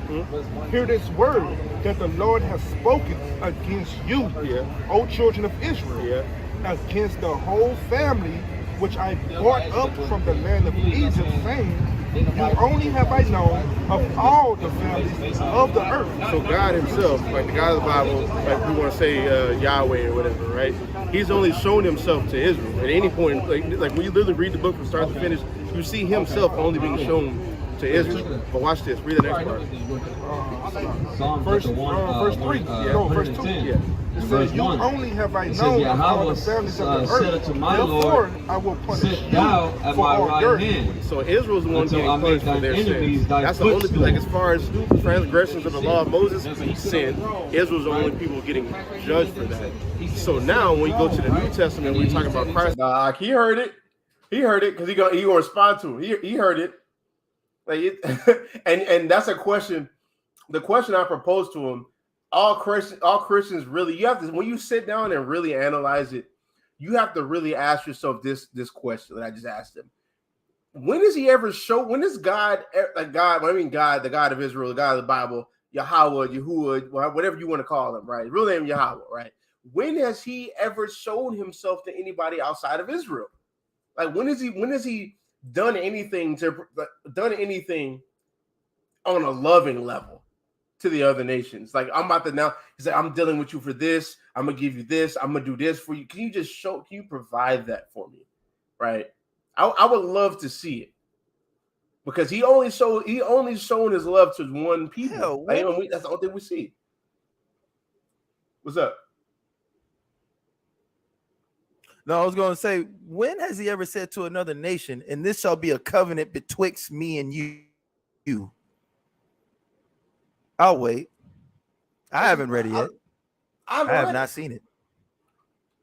Just show me that, bro. I would love to see it. See? You know that see, man, bro. If I was a Christian, bro, I'd be awful, bro. It's you know what I'd say? What about Nineveh? Nineveh, man. You know, you Hebrew Israelites, y'all, you forget about Nineveh, right? Now, and that would get some Hebrew Israelites. But the thing is this. The place that was destroyed? Yeah, I was gonna say that. It was right there. After that. I'd have tried it. I'd have put my bait out there for years. I'd bring y'all back to the tree. Get you a flyer. For Vocabulary Church. Oh man. John chapter 3, right? So there's no man. What happened?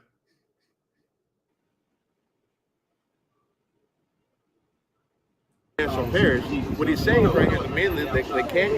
The man who is coming to save from perishing are the only people who can be picked, are going to perish from breaking the law, and that happens to be Israel, which correlates with the context of John chapter 3 verse 14. How the staff was lifted up for Israel, so they could be saved, and just like that, Christ was lifted up.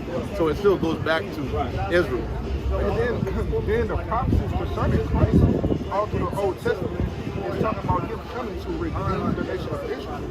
So when people get to the New Testament, they throw away the Old Testament because it will contradict what they believe in the New Testament. They like to take Paul's writings, make it sound like he is opening the door for everyone, but that's not the case. But that will conflict with prophecy. And that's a tremendous point. It would now conflict with prophecy, right? And you know Paul knew that already.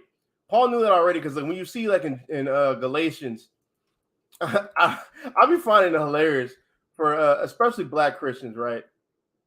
I'll be finding it hilarious. Oh yeah, I'm done eating, so I'll cam up, man. Right? I find it hilarious when Black Christians want to say he redeemed us from the curse of the law, right? If you don't believe yourself to be an Israelite, how is he redeeming you from the curse of the law? You're not under the curse of the law then. Right? That'd be funny. Like this is where they go. Galatians 3 verse 13. It says, Christ has redeemed us from the curse of the law, being made a curse for us, for it is written, cursed is everyone that hangeth on a tree. Right? So they say, oh, Christ redeemed us from the curse of the law, so we don't have to keep it no more. That's not what that's saying, right? His death basically made it so the Holy Spirit can be dispensed unto us, so we can start keeping the law, so we can obtain the promise. That's why the next verse says it. Right, so that's what this is talking about. But before we even step into that pond, how, if the Galatians are non-Israelites, how can they now be redeemed from the curse of the law if the curse wasn't upon them? We see in Amos 3:1 and through 2, we're the only people who's been in contract with him. We're the only people who's been in covenant with him, and we're the only people who continue to get cursed for breaking. He's the only people who's judging for it, right? As far as Deuteronomy 28 and Leviticus 26 is concerned. So knowing that, right? Knowing that when you get to Galatians chapter 3, verse 13, this is direct proof that he has to be talking to Israelites, because what the hell would he be talking about here?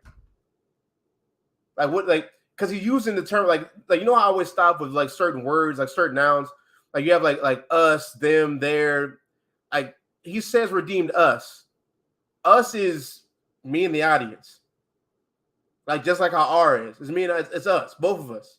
So these people have to be redeemed from the curse of the law. That must mean they would have previously been under the curse of the law. So if they're under the curse of the law, they're descendants of Abraham, Isaac, and Jacob. which has to be true because then Romans now Paul is going to be conflicting with Romans 9. It's going to create more problems. Like for y'all to believe in what Christians and Hebrew Israelites who were really in Christianity, right? For y'all to believe salvation for everybody and use Paul's writings, you have to just abandon all the rules the Bible has set out all the way up to this point. You have to abandon precept upon precept. You have to abandon just dealing with context. All right, I just seen that Worldwide Warning Wednesdays. That's kind of a long name, right? But you have, like I said, you have to abandon the rules that the Bible has set out for y'all's God for your foster's home of imaginary God to exist. That's the only way that works. It's crazy. That was Jake's. Yeah, I be seeing them TD Jake's ass over here. Why has he got to be in Dallas, man? He over here talking about, we've been redeemed from the curse of the law. You know, Hebrew Israelites, they're always seeking salvation through the law.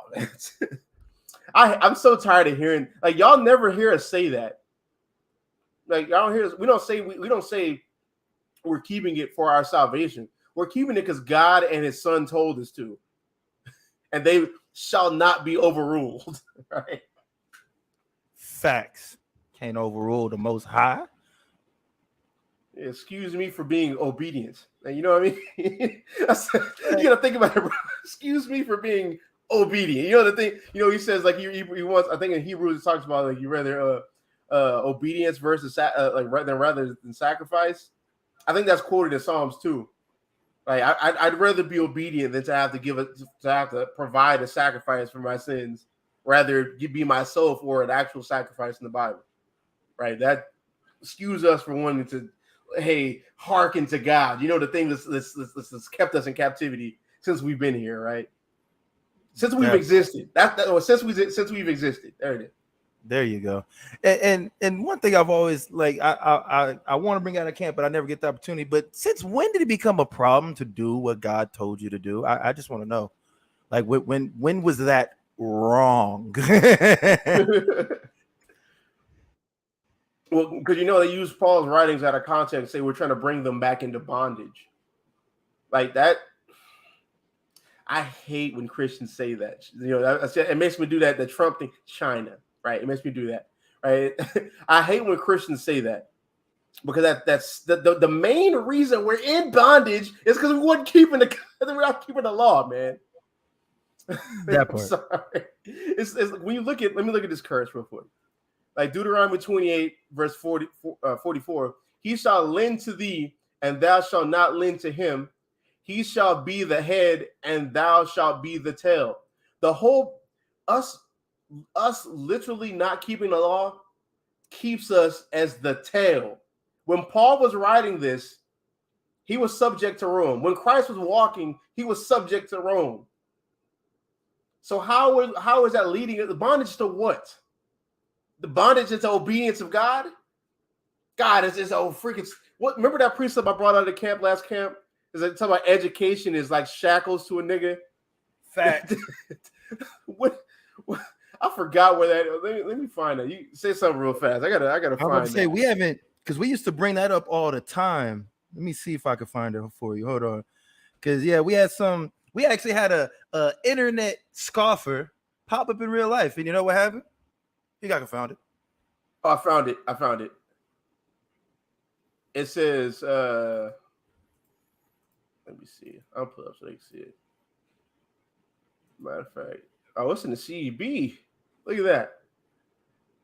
Hey man, I'm not doing it. Let me see. Just hit the loud ads, man. I'm about to disable my damn ad block. You about to read this from Google. Make me disable my ads or enable my ads. It's not happening. I'm not going to do it. Yeah, Sirach 21 and 19. It says, education is shackles on the feet of the ignorant, like manacles on their hands. What's manacles? Let's see what manacles are. Manacles, a metal band, chain, shackle for fastening someone's hands or ankles. That's what a manacle is. That's what it is to a nigga, man. And it's like education is like prison to niggas. It's like, oh, I gotta be y'all. You're forcing me to learn something, right? What you said? Read, nigga. Read. Don't you put that law on me. Don't you put that law on me. Put that law on me. This is like, bro, Jake would rather go to jail than have to like learn. That's crazy. We're the only people who this fits. Let me see. It keeps going. It says, fools raise their voice in laughter, but clever people will smile subtly in silence. To the prudent, education is like a gold ornament, like a bracelet on the arm. Like you know, like that fine. What is that? What's the kids talking about now, man? These damn APs. Like, is that? Am I right? A paddock. God damn it! One of them. A Patek. Whatever it is, man. Paddock, Patek. Flew to goddamn France to get the paddock.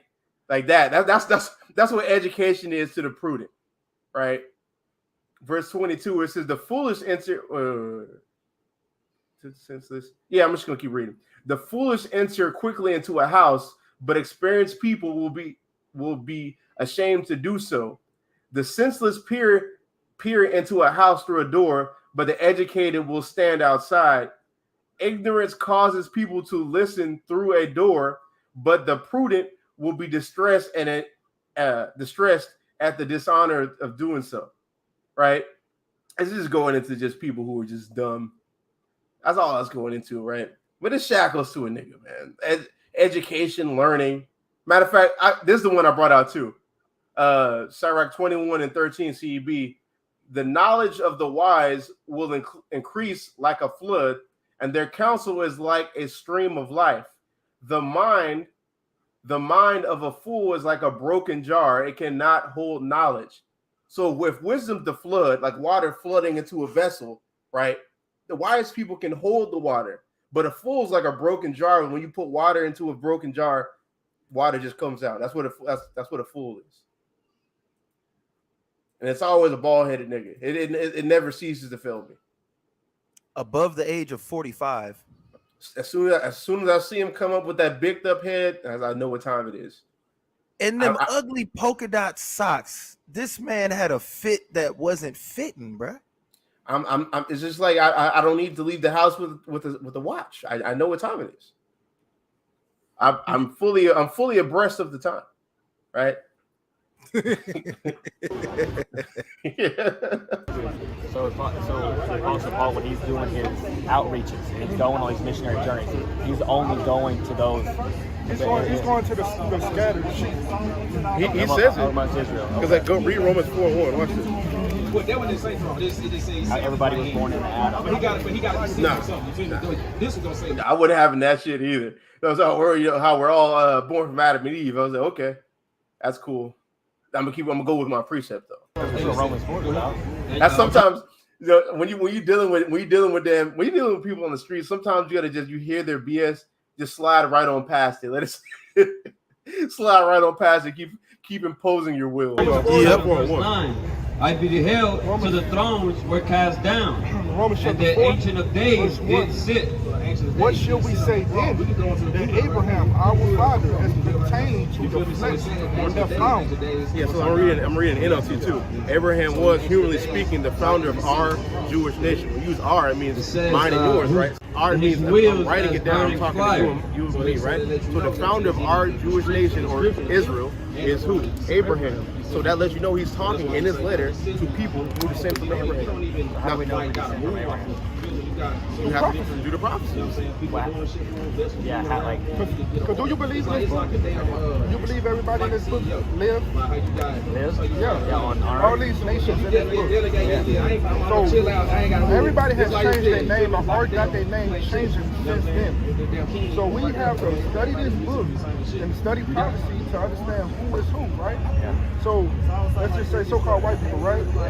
Where would you place so-called white people in the Bible? Like in history? Yeah, we said he not moving. Where I place so-called white people? He mainstream. Yeah, like I say so-called because it's just a name, right? But according to the Bible, y'all have a different name. What I'm asking you is, when you go to the Bible, your race of people, what's their name in the Bible? Throne, royal chair. Who are the Romans? Go down to the strong. The Romans? Yeah, Romans. they're so-called white people, right?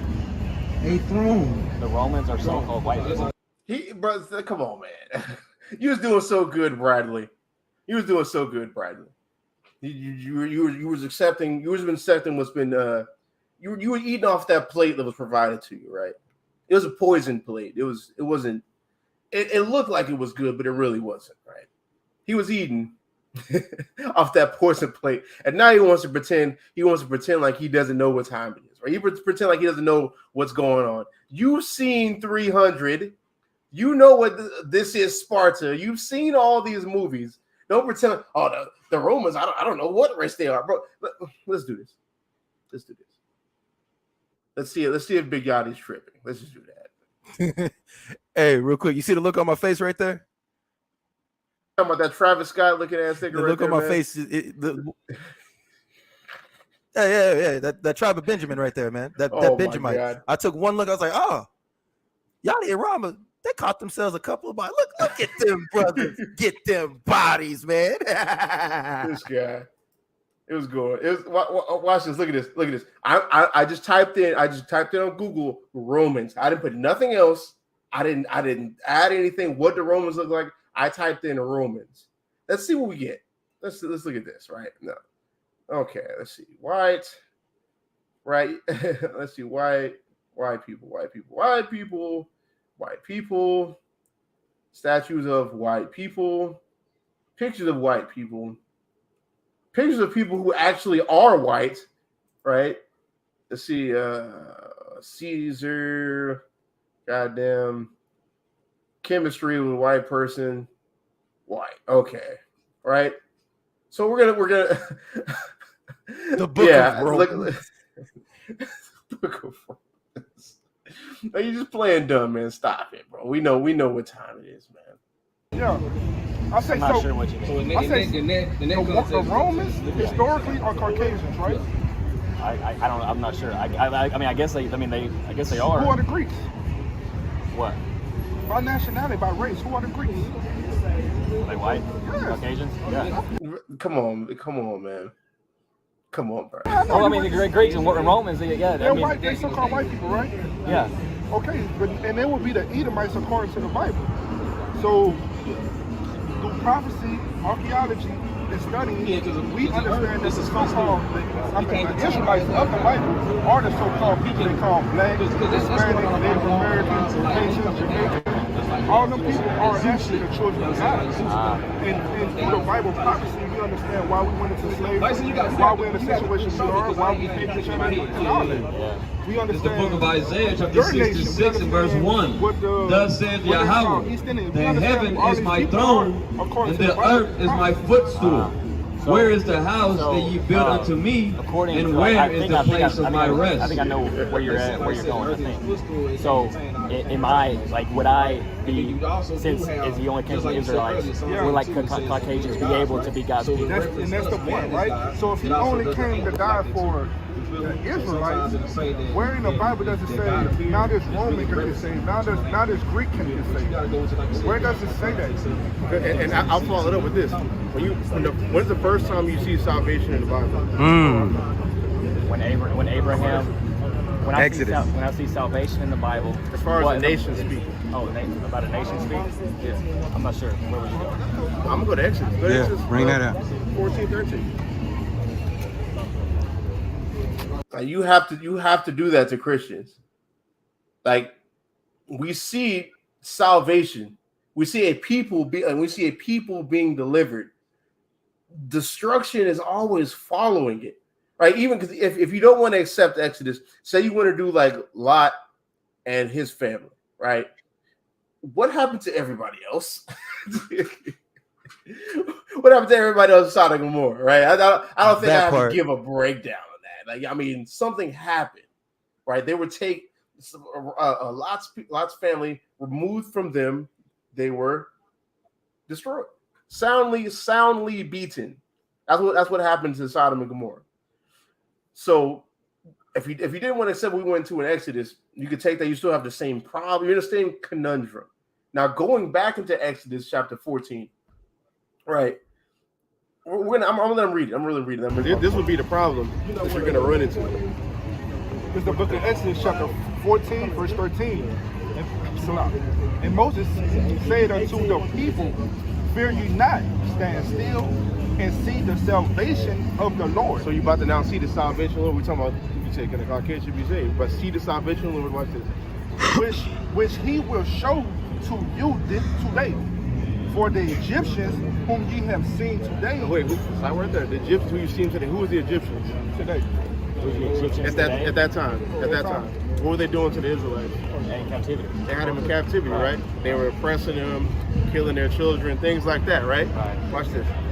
Whom ye have seen today, ye shall see them again no more forever. Why didn't they see them no more forever? I don't know. Because the Lord destroyed Egypt. So how you a Christian and you don't know that? How you don't know the tale of Exodus? You Christian. That's one of the most profound points in the Bible. Like why even look at his face? He's like, because he realized it. Like the further it goes on, he realized it. But like, it's just like, why even pick this up? Why claim to believe in this if you don't know what the Exodus is, bro? That's such a profound point. What are you gonna do when it gets to where it talks about in Genesis and they're not gonna talk about the Exodus in Egypt anymore? How would you even know what that's talking about, bro? You guys are just and these are the heathen that rule over us. You know, in the second Ezra 6, and these are these heathen. You know, Ezra is probably when I was getting said is like, man, fucking goy. I be thinking that, like, I be just like, because it's like that. I be like, you know how they call us the N-word and stuff like that.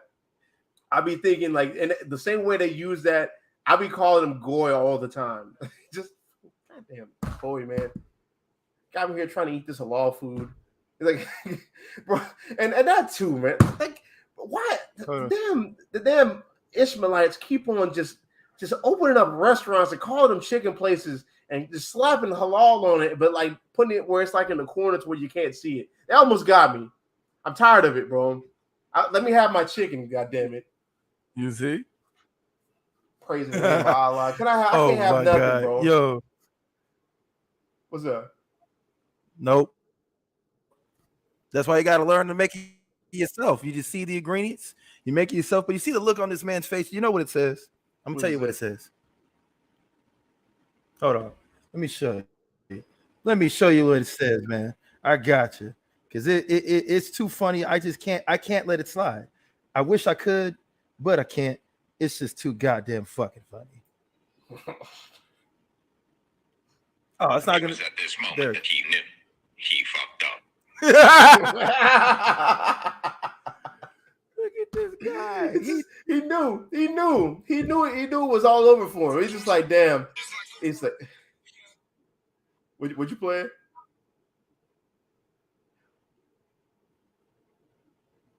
Matati. Oh no, that's something that came on after. So like it. Okay, God. But it's like, but yeah, man, he knew what it was. God, you hear me? Yeah, I hear you.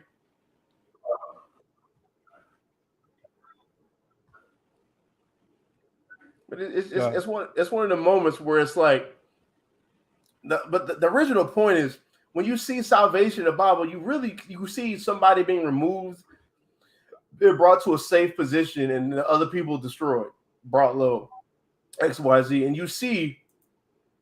Let me look at this. This is Isaiah. Why am I just pulling it in NLT? That's still my favorite translation, and we're gonna read it. We're gonna read it. Isaiah 59, verse 12. Is it on the screen? Yeah, it's on the screen. It says, "For our sins are piled up before God and testify against us, Yet we know what sinners we are. We know we have rebelled and have denied the Lord. We have turned our backs on our God. We know how unfair and oppressive we have been, carefully planning our deceitful lies. Our courts oppose the righteous. Justice is nowhere to be found. Truth stumbles in the streets, and honesty has been outlawed. Like that's how, damn, that's Israel now, right?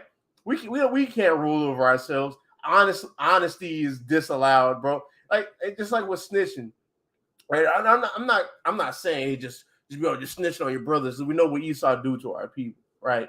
But just the concept of I'm gonna do you dirty, and you have to not tell anybody and just get done dirty. That's Israel. That justice does not go forth in this place, whether it be from Esau or whether it be for us. It ain't lying about our sins and piled up before God, right? It says, yes, truth is gone, and everyone who renounces evil is attacked. That's like how they do us. That's why they have so many YouTube channels about how the Hebrew Israelites are so wicked, we're so evil, right? Even though we're just reading the Bible in truth and sincerity. As anyone who renounces evil is attacked, the Lord looked and was displeased to find that there was no justice. He was amazed to see that no one intervened to help the oppressed. So he himself stepped in to save them with his strong arm. What's with me today? With his strong arm, and his justice sustained him. Right? The Lord seen how he was back in the day. The Lord seen how he was in the time where Christ walked the earth. That's why he sent his son. Because you see it later in verse 20, it talks about the Redeemer shall come to Zion, right? Talking about Christ. And even us now, somebody has to step in and save us. Because if you look at the state of Blacks, Hispanics, and Native Americans, you look at the state of our financial situation, you look at the state of oppression we're in right now, how no nation is trying to save us. If there is not divine intervention, we're not about to last. But we got women rapping about songs about themselves doing drive-bys on other women. That's where we are in 2023, right? We got women rapping about how their booty hole brown, bro. Like that's where we are in 2023, right? 2023. Like Sexy Red, bro. 3.2 million on Spotify. This woman's making she has to be making about 2 million before taxes on Spotify alone, rapping about her booty hole is brown. This is where we are in 2023. The Lord has to save us. The Lord has to save us, bro. And I'm not even saying it's not on me hating. It's not on. I hate that behavior. Yes, I hate that behavior. But like, I don't hate the person. Like, it's still our people. But I really hate that our people are rapping about their booty hole being brown. Like that's. The fact that that's a marketable song is atrocious. And didn't she perform that at the BET Awards? I think it was the BET Awards she performed that? She did. Oh my God, she did. At the Black Entertainment Television Awards. One of the most prominent, because they usually get like one of the most prominent singers or influential talents at the time to perform there. The absolute height of Black culture right now, as far as female rapping, is Sexy Red rapping about her booty hole. But we're in a great state right now. We're leveling up as a people. This is why we're laughed at. I laugh at this, and then I laugh at it on the onset of it. I'm just like, God, we're gonna be in captivity forever. That's all the thing I'll be thinking about.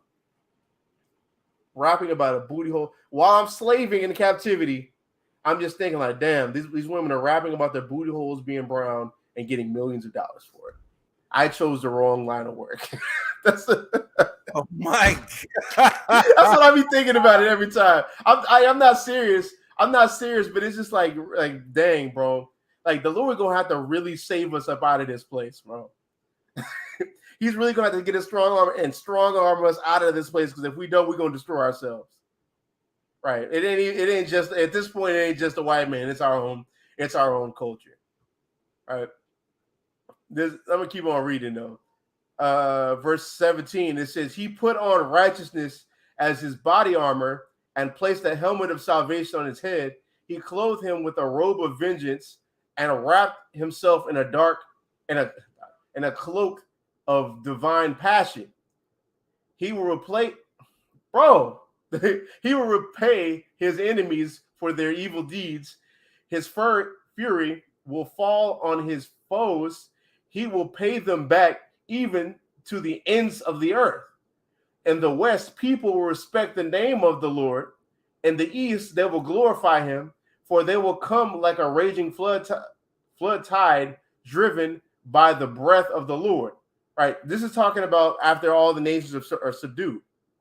He's gonna repay their wickedness against us and all the things they've done to us in blood. He's gonna get it back in blood, right? And then everybody's gonna serve the Lord and respect his name at that point, just like how they did during Exodus. That's when the Lord's name got spread about. But what is up with me today? Spread abroad. I am tripping today. This is crazy. It's probably because I got my headphone on. I can't hear myself. We're spread abroad. His name was spread abroad, actually, after Egypt was destroyed and the world was wondering which God did this. That's how his name was made manifest like that.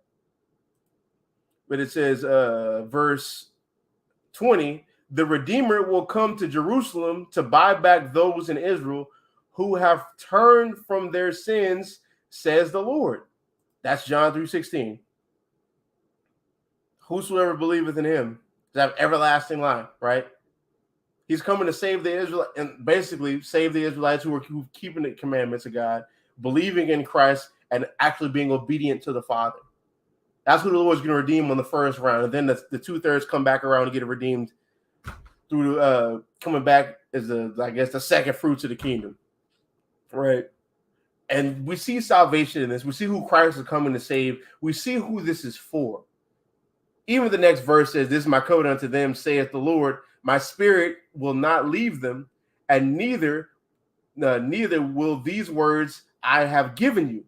They will be on your lips and on the lips of your children and your children's children forever. I, the Lord, have spoken. You see that? That's crazy. He's saying, like, how could this exist? How can verse 21 exist and Christianity still say what they say? Because Paul follows this up in Romans 11. Romans 11, verse 26. Is Romans 11, 26?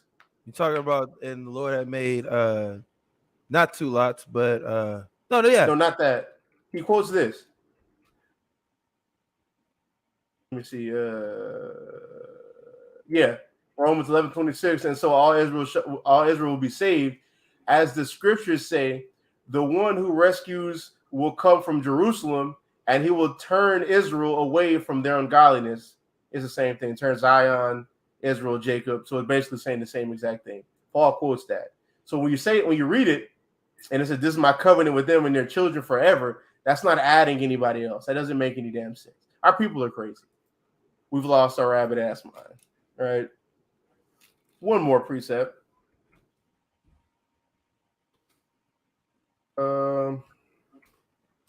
Let's see, it's 63.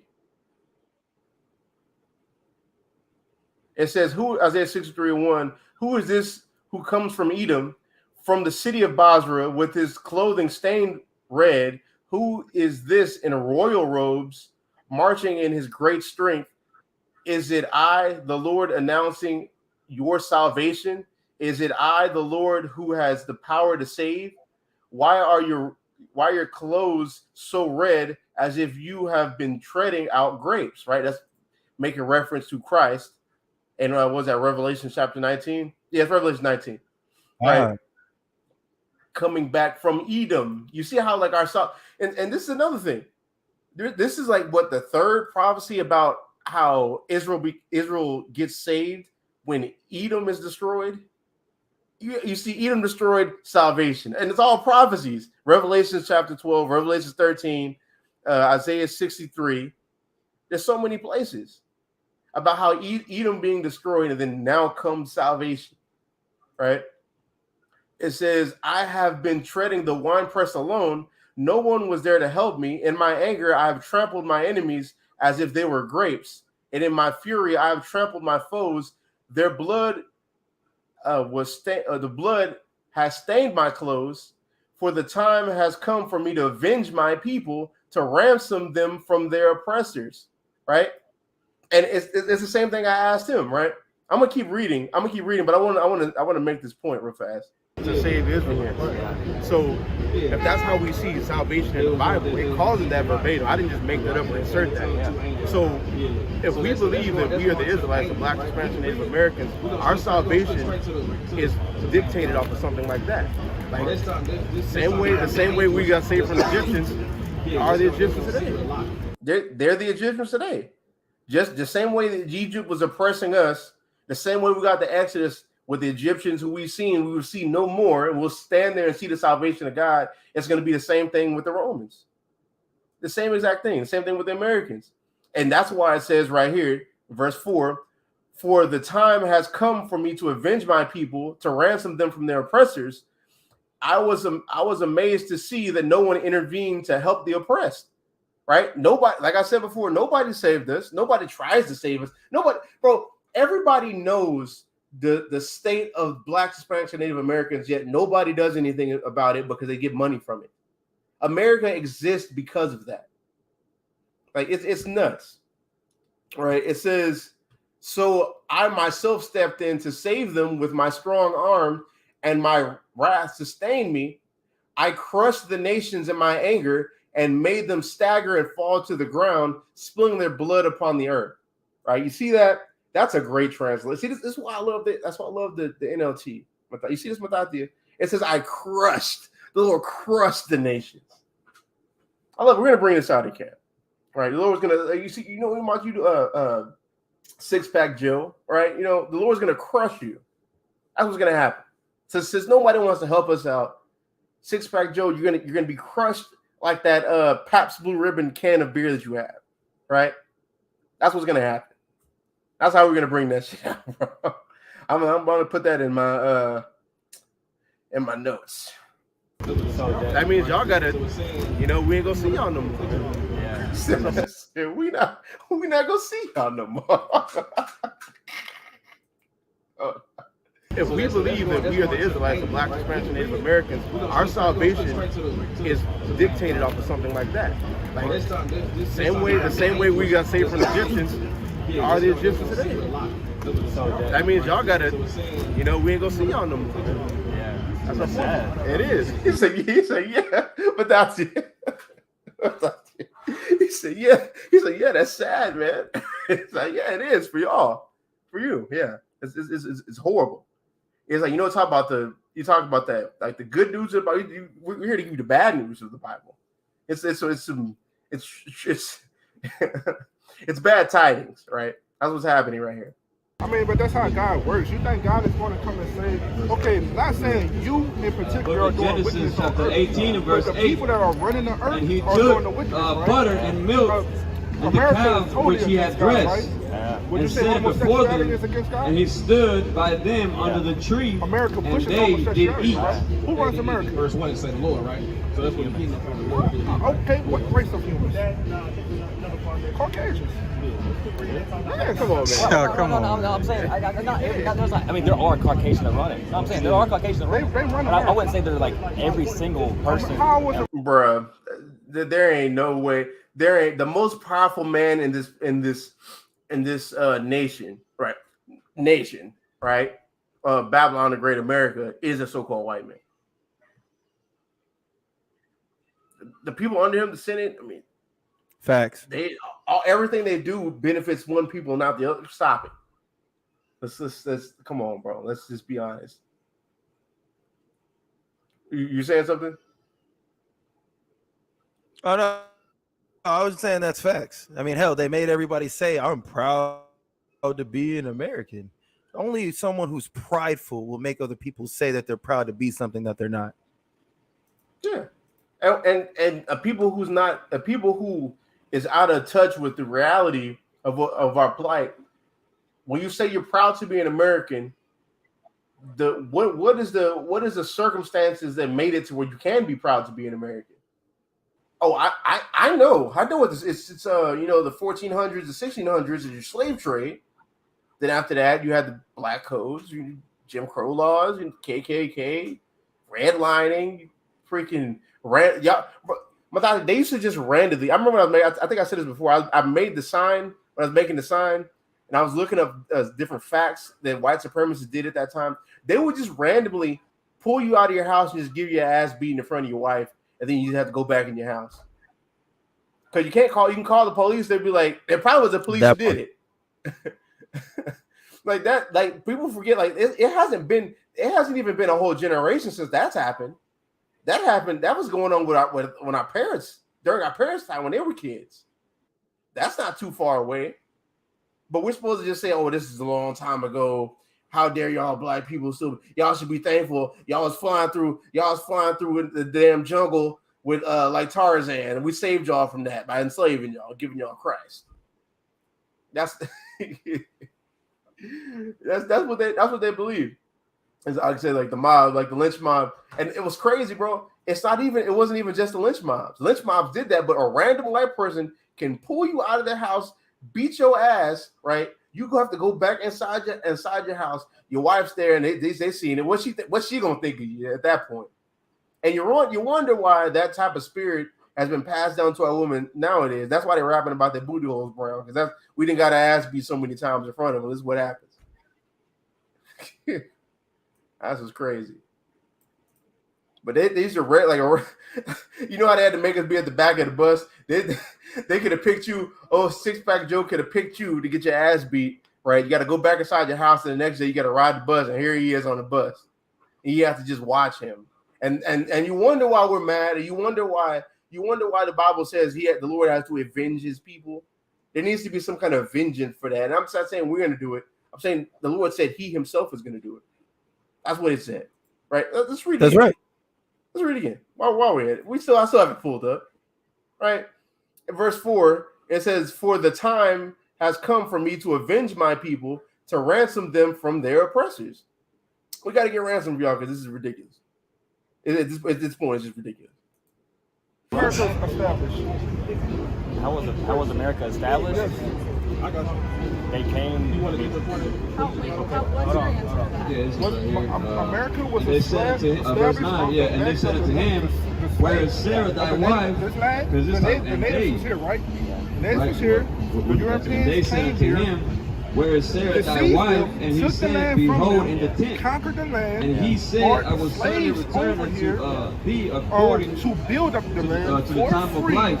And The lo, rules Sarah have never thy changed. wife shall have a The son." slaves are still here. And Sarah The heard hierarchy it still in stands. the The tent law, door, the government which body was she not was made for behind him. so-called She gonna say- African she gonna American say, people. "I'll have kids." The law was That's made what we for talking about, yeah. But so-called like he was going into it, he When you said, see in like the Bill of Rights and Constitution, all men are created equal, right? Yeah. Right. Y'all had slaves at that time, right? I'm gonna show you right now. Go ahead. Yes. Yes. Go look at the confoundment. Oh, wait a minute. but that's look at his face. Look at his face when that gets I'm gonna show said. you right now. Go ahead. Yes. Oh, yes.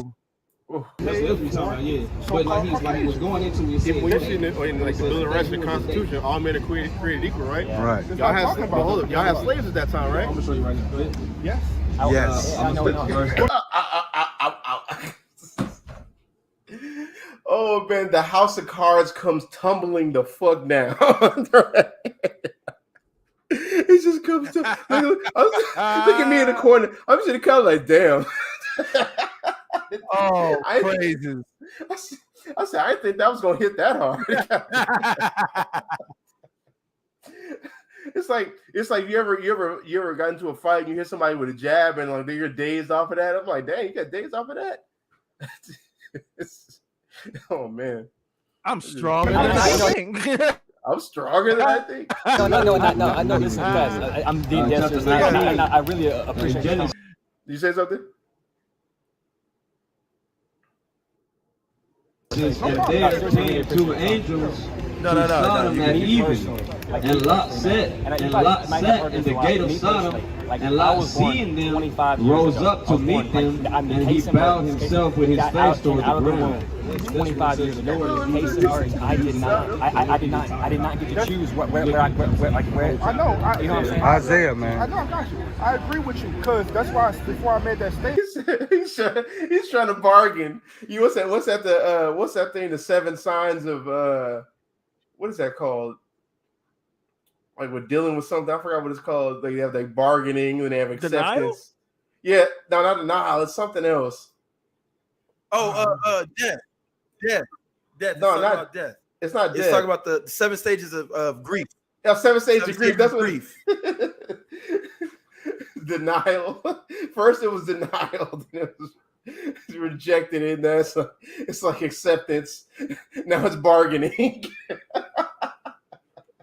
He's bargaining. He's like, I was born 20 years ago. The slaves was before that, so I'm just thinking, do I get to escape? Do I, even though I got this 850 credit score, I got my parents gave me a small loan of $1 million, and I get to drive the Rolls Royce whenever I want, and I get to go hang out with Toby whenever I want, and we got this like a 50-story house, but do I get to escape from it? That's shit crazy, bro. We like all them things we can't even imagine having growing up. They have this, and now when we get to the points where it's time to take accountability, now you gotta try to just, oh, that wasn't me. That's where we're at.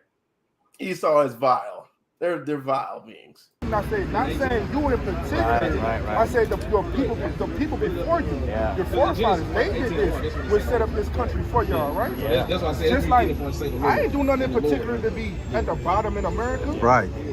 I wasn't here during slavery, but everything that happened prior to that affects you. Right. This government body affects you. Yeah. When I get pulled over, my heart is pounding because the statistics of us, how we get shot down by the police. Bro, without to watch this. In the videos, it terrified me when I get pulled over. And I would agree. Like, man, if I had kids, if I was you, like, hey, kids, I would be scared for your kids. Oh my God! If it was me, look at Rob. Oh wow! He said, I was just trying to have some fun with you. But we had too much fun. I love the 2 mic system. The 2 mic system, man. You know, Deacon and Chief coined it. We're implementing it, right? But here's the thing. He said, I want him to play it back. I want the audience to hear him say this. I mean, when I get pulled over. And I would agree. Like, man, if I had kids, if I was you, like, hey, kids, I would be scared for your kids. You know, he said, I would be scared. He said, if I was you, I'd be scared for my kids, man. They're killing your kids. I'm just looking like, bro, like you right there, you acknowledge, like you was just sitting there bargaining. You were sitting there bargaining, saying that well, I don't have to deal with I was born 20 years ago, right? So can I get away with the slavery and captivity that my people have done? And then out of the other side of your mouth say, hey, if I was y'all, I'd be scared for my kids. That means you're not dealing with the reality. You're still benefiting from what your forefathers have done. that shows we live 2 different realities, and you have benefits that we don't. And the Lord's going to judge you for that, because the only reason you got those benefits is that your forefathers brought us over here in the 1400s, the 1600s, put us into captivity, created this thing called the slave catchers. So if we tried to escape, right? We tried to escape. They caught us and beat us, caught us and brought us back, right? And then over the annals of time, these slave catchers started wearing badges, right? Badges, They also had guns, and what they used to patrol and police areas around the slave masters, right? And then through the annals of time, they start getting called something else. And what is that word? It's called the police. Right? Y'all police system is a derivative of slave catchers. And slave catchers are a derivative of slave owners, which all goes back down to what? White supremacy. So when you say you're afraid, you would be afraid to have a child if you was a black man, right? That shows you now in 2023 that we do not live the same reality as you. You are still oppressing us, and you reap benefits of it. Like, that's crazy. that's crazy. Like how could we? I realized it as soon as he said it too. What were you gonna say about that? Oh, no. I wasn't gonna say nothing other than the fact that you can see Barbie sweating. She's trying to leave. She's trying. She's trying to skedaddle right now. Could we do like all that all together? Before we get that, but she's so mad. I'm trying to relax. Yeah, somebody called your time, so we had to break up into 2 different videos. So and once she realized and put all the pieces together, what we laid out, that's when she started tripping. That's when she started to get held back. Because here's the thing, Casey ass was about to start agreeing to the breakdown. He's getting ready to deliver his forces of the Gentiles to the Israelites right then and there. That's what was happening right there. And his girl was like, nah. As he should. As he should. And it was about to happen. Like, y'all was about to see Isaiah 60 right there, man. Like, we was the light unto the Gentiles. We told him what was up. We showed him, gave him logic, right? Gave him the Bible. He was ready to give his forces. But now she wanted to be destroyed. The nation that doesn't want to serve us shall perish, and that's what's going to happen to both. They're going to perish. I don't want that to happen. I want you to understand. When you did that, you show that you don't live the same reality as us, and that's all due to what your forefathers have done. So you can't be surprised that the Lord is going to judge you for it, because now they've done all these things like the white supremacy sign. Literally, from once we've been here all the way. Look, that white supremacy sign was no. She looked at that white supremacy sign was immediately enraged. It's cool that we've been victims to you, and y'all continue to pass that down through generations. So the Lord, even though you haven't done anything, like you didn't put us in slavery, you didn't pass any laws, you still. Look at her face. Her face of disgust. Oh, I can't believe these niggers. I can't believe them.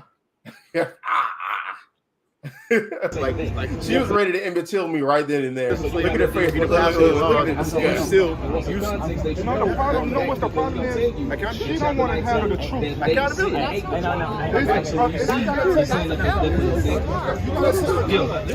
I'll be damned if the niggers talk to me like that. That's you see. Really appreciate that. Let me read it again. Right? I can't believe I got to pay for my sins. Right. I can't believe I got to pay for my sins.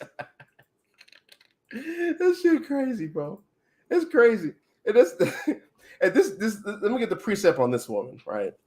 We got to, here in SICARRI, Dallas, we got to get the precept. Right. Where are we? That's right. Where is it at? Yeah. Like this is what I meant by they live a different reality than us. Like Psalms 73 verse 5, they don't have troubles like other people. They're not plagued with problems like everyone else, right? And who's the everyone else? Us. These people ain't got problems like you don't got to worry about getting pulled over and somebody shooting your kid, right? You don't got to worry about. That's why you say that. Like, oh, if I was y'all, I'd be scared to have children. Yes, you would. Because we have to deal with this, and y'all don't. You're not in trouble like other people, right? They wear pride like a jeweled necklace and clothe themselves with cruelty, and that's Becky. That was Barbie. No, that's Barbie. That's her name, right? I don't know her name, and I don't want to. I don't think I want to know her as a slave.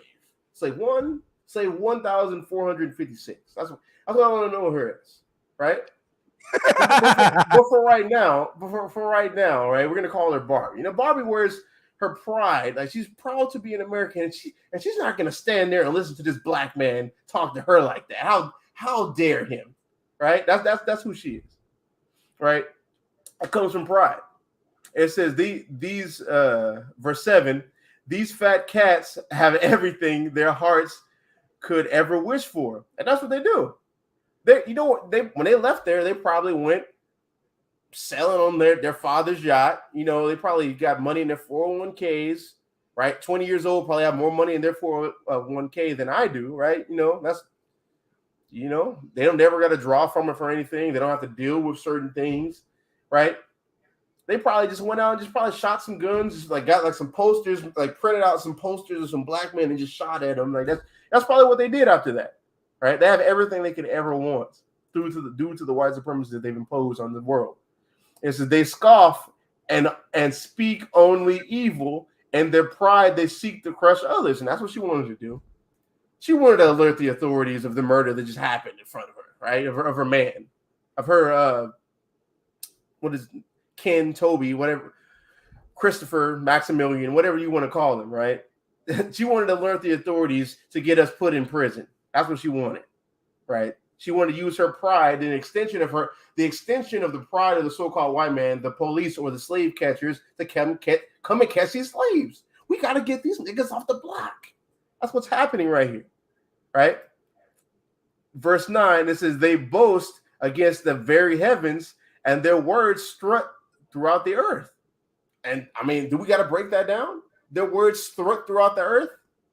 Their white supremacy is in every damn bro. Why is democracy all throughout damn like not Asia? Where was I hearing that at? Where they had like a freaking. It was a country I never thought they had democracy, and I forgot what it is. But it's like, why is damn democracy everywhere? Why is a Senate and a president everywhere? Like that's just the best way to run a freaking like looking at America and looking at all the civil uprisings and all the corruption. All the nations have looked at that and be like, you know what? I want to fashion my nation after this, right? I know we've been having a king or a monarch or a ruler and it's been working fine, but let's just fuck that up real quick. How about we just let's just fuck it all up real quick, right? That's that fornication that's been spread throughout the world, man. That's let me get that. Let me just, what is that? Revelation 17. I'm reading the KJV. Right. Let's see. Yeah, Revelation 17:1. It says, and there came one of the seven angels which had the seven vials, and talked with me, saying unto me, come hither, I will show unto thee the judgment of the great whore which sitteth upon many waters. That's freaking Babylon the Great, America, with whom the kings of the earth have committed fornication, and the inhabitants of the earth have been made drunk with the wine of her fornication, right? And that's the ways of America. That's their white supremacy. That's the way they run their lands. Like, why is I forgot if it was Africa or Asia. I heard a nation. I was like, dang, I have a president. It's just like, why is that? Why is the way America runs its nation? Why is that being fashioned into all the rest of these nations? That's that fornication they're drinking. They're just trying to follow them being the light bearer, right? Like how it has in Isaiah 14 about Lucifer, right? Like if you have a bright light, all the bugs fly up, try to flock onto it. That's how the rest of the nations are with freaking Europe, Rome, goddamn the Senate, the Greco-Roman way of life. Everybody does that, which is crazy because they fooled everybody through them flexing their powers in the various wars and the way that they do people. Just like with the Arab nations who want to try to come up against Babylon, they just drop some bombs over them, so everybody just see, oh God, these guys are God. We should just do after them. They've tricked the whole world through them flexing their power into thinking their way of life is a superior way of life, which is quote unquote white supremacy, right? Let me see. I'm gonna start at Revelation 13:11. It says, and I beheld another beast come up out of the earth, and he had two horns like a lamb, and he spake as a dragon. It's talking about America, the two horns, going about the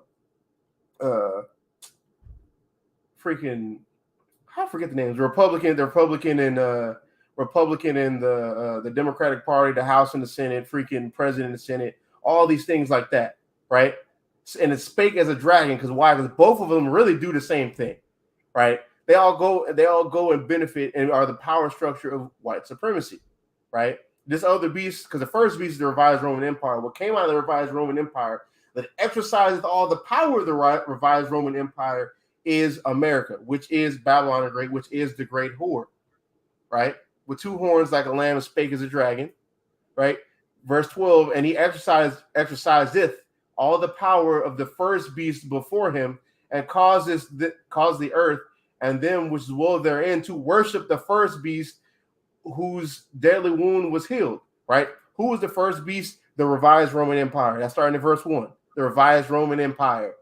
How does they get the world to do that? Like, I forgot that part was in. That wasn't even a part of what the precept I was going to pull, but that actually works too. How do they get everybody to worship the first beast? The fashions of America is fashioned after the Greco-Roman Empire and their way of life. Everybody looks at America and fashions their way after America. And when they do that, they worship who? That first beast, which is the revised Roman Empire, which all that stems from, right? Whose deadly wound was healed was talking about the Renaissance era when it came back into power. Renaissance meaning rebirth, right? You're talking about deadly wound was healed that when the Renaissance time when they were reborn and brought back into power. Verse 13, this is the point I really wanted. Actually, verse 13 and 14. And he doeth great wonders, so that he maketh fire come down from heaven on the earth in the sight of men, right? That's how they've been dropping them damn bombs. We're doing all these scientists creating these wasters to destroy freaking whole continents, and like the Tsar bomber, the bombs on Hiroshima. That's the power they use to deceive the whole planet to think that they cannot be beaten or stopped. They are God themselves, right? Verse 14, and deceiveth them which dwell on the earth by the means of those miracles which he had power to do in the sight of the beast, saying to them that dwell on the earth that they should make an image to the beast which had the wound by a sword and did live. That image of the beast is not Caesar Borgia. People need to stop bringing that out. That's not what that's talking about, right? That's that, because this comes. The image of the beast is the image of the second beast, right? That's America. The image of Caesar Borgia came out way before that, so that's not what this is talking about. This image of this beast right here is icon, which means like the metaphorical image of something, right? And what is this image? After the first beast, white supremacy. Everybody worships that image by having a senate or a freaking president or democracy inside their land and other ideals of America. That's why homosexuality has been rampant in all these random places. That's why freaking Christianity has been rampant in all these different places, because that all of that stems from the image of the beast, which is that Greco-Roman Empire, right? And they've tricked the whole goddamn planet into believing it. But somehow we're supposed to just think that, oh, they're God's people, man. You know, just God, they're made in the image of God, right? Okay, right, all right. It's crazy. That's the Bible, right? What you got? You got any parting words, Mathatia? Yeah, man. I got a couple parting words, right? You know, make sure, y'all go to czyn.network, man. We done with Patreon. Go to czyn.network, man. Also, make sure you go to urbangorilla.com. That's URBNGRLA.com. Go there right now. They got clothes for men, women, children, even infants. And as well as hit up deaconsicari.com for your children's Bibles and your head wraps, man. All right. And make sure y'all check out Ariala's up and coming. He should be going right now, if I'm not mistaken. Right? He live right now. Make sure y'all get in there, get them likes up, comment, share, subscribe, man. All right. Yeah, like this video too, man. You know, like I said in the beginning, it's free. It's free. Just hit the like button. Helps us in the algorithm. Share the video if you enjoyed the content, so your family members can enjoy the content and be cut, right? You know, that's what we all want, right? So they can get cut so we can get brought up out of this place, man. Do those things. Support the troops, man. Cash App, drop a Cash App at SICARI Dallas or $sign Mathatia, man. Do that, right? Support the ministry, bro. But yeah, man, with that, I want to say call halal Yahweh, Shem Yahweh Shai, and say shalom. Shalom.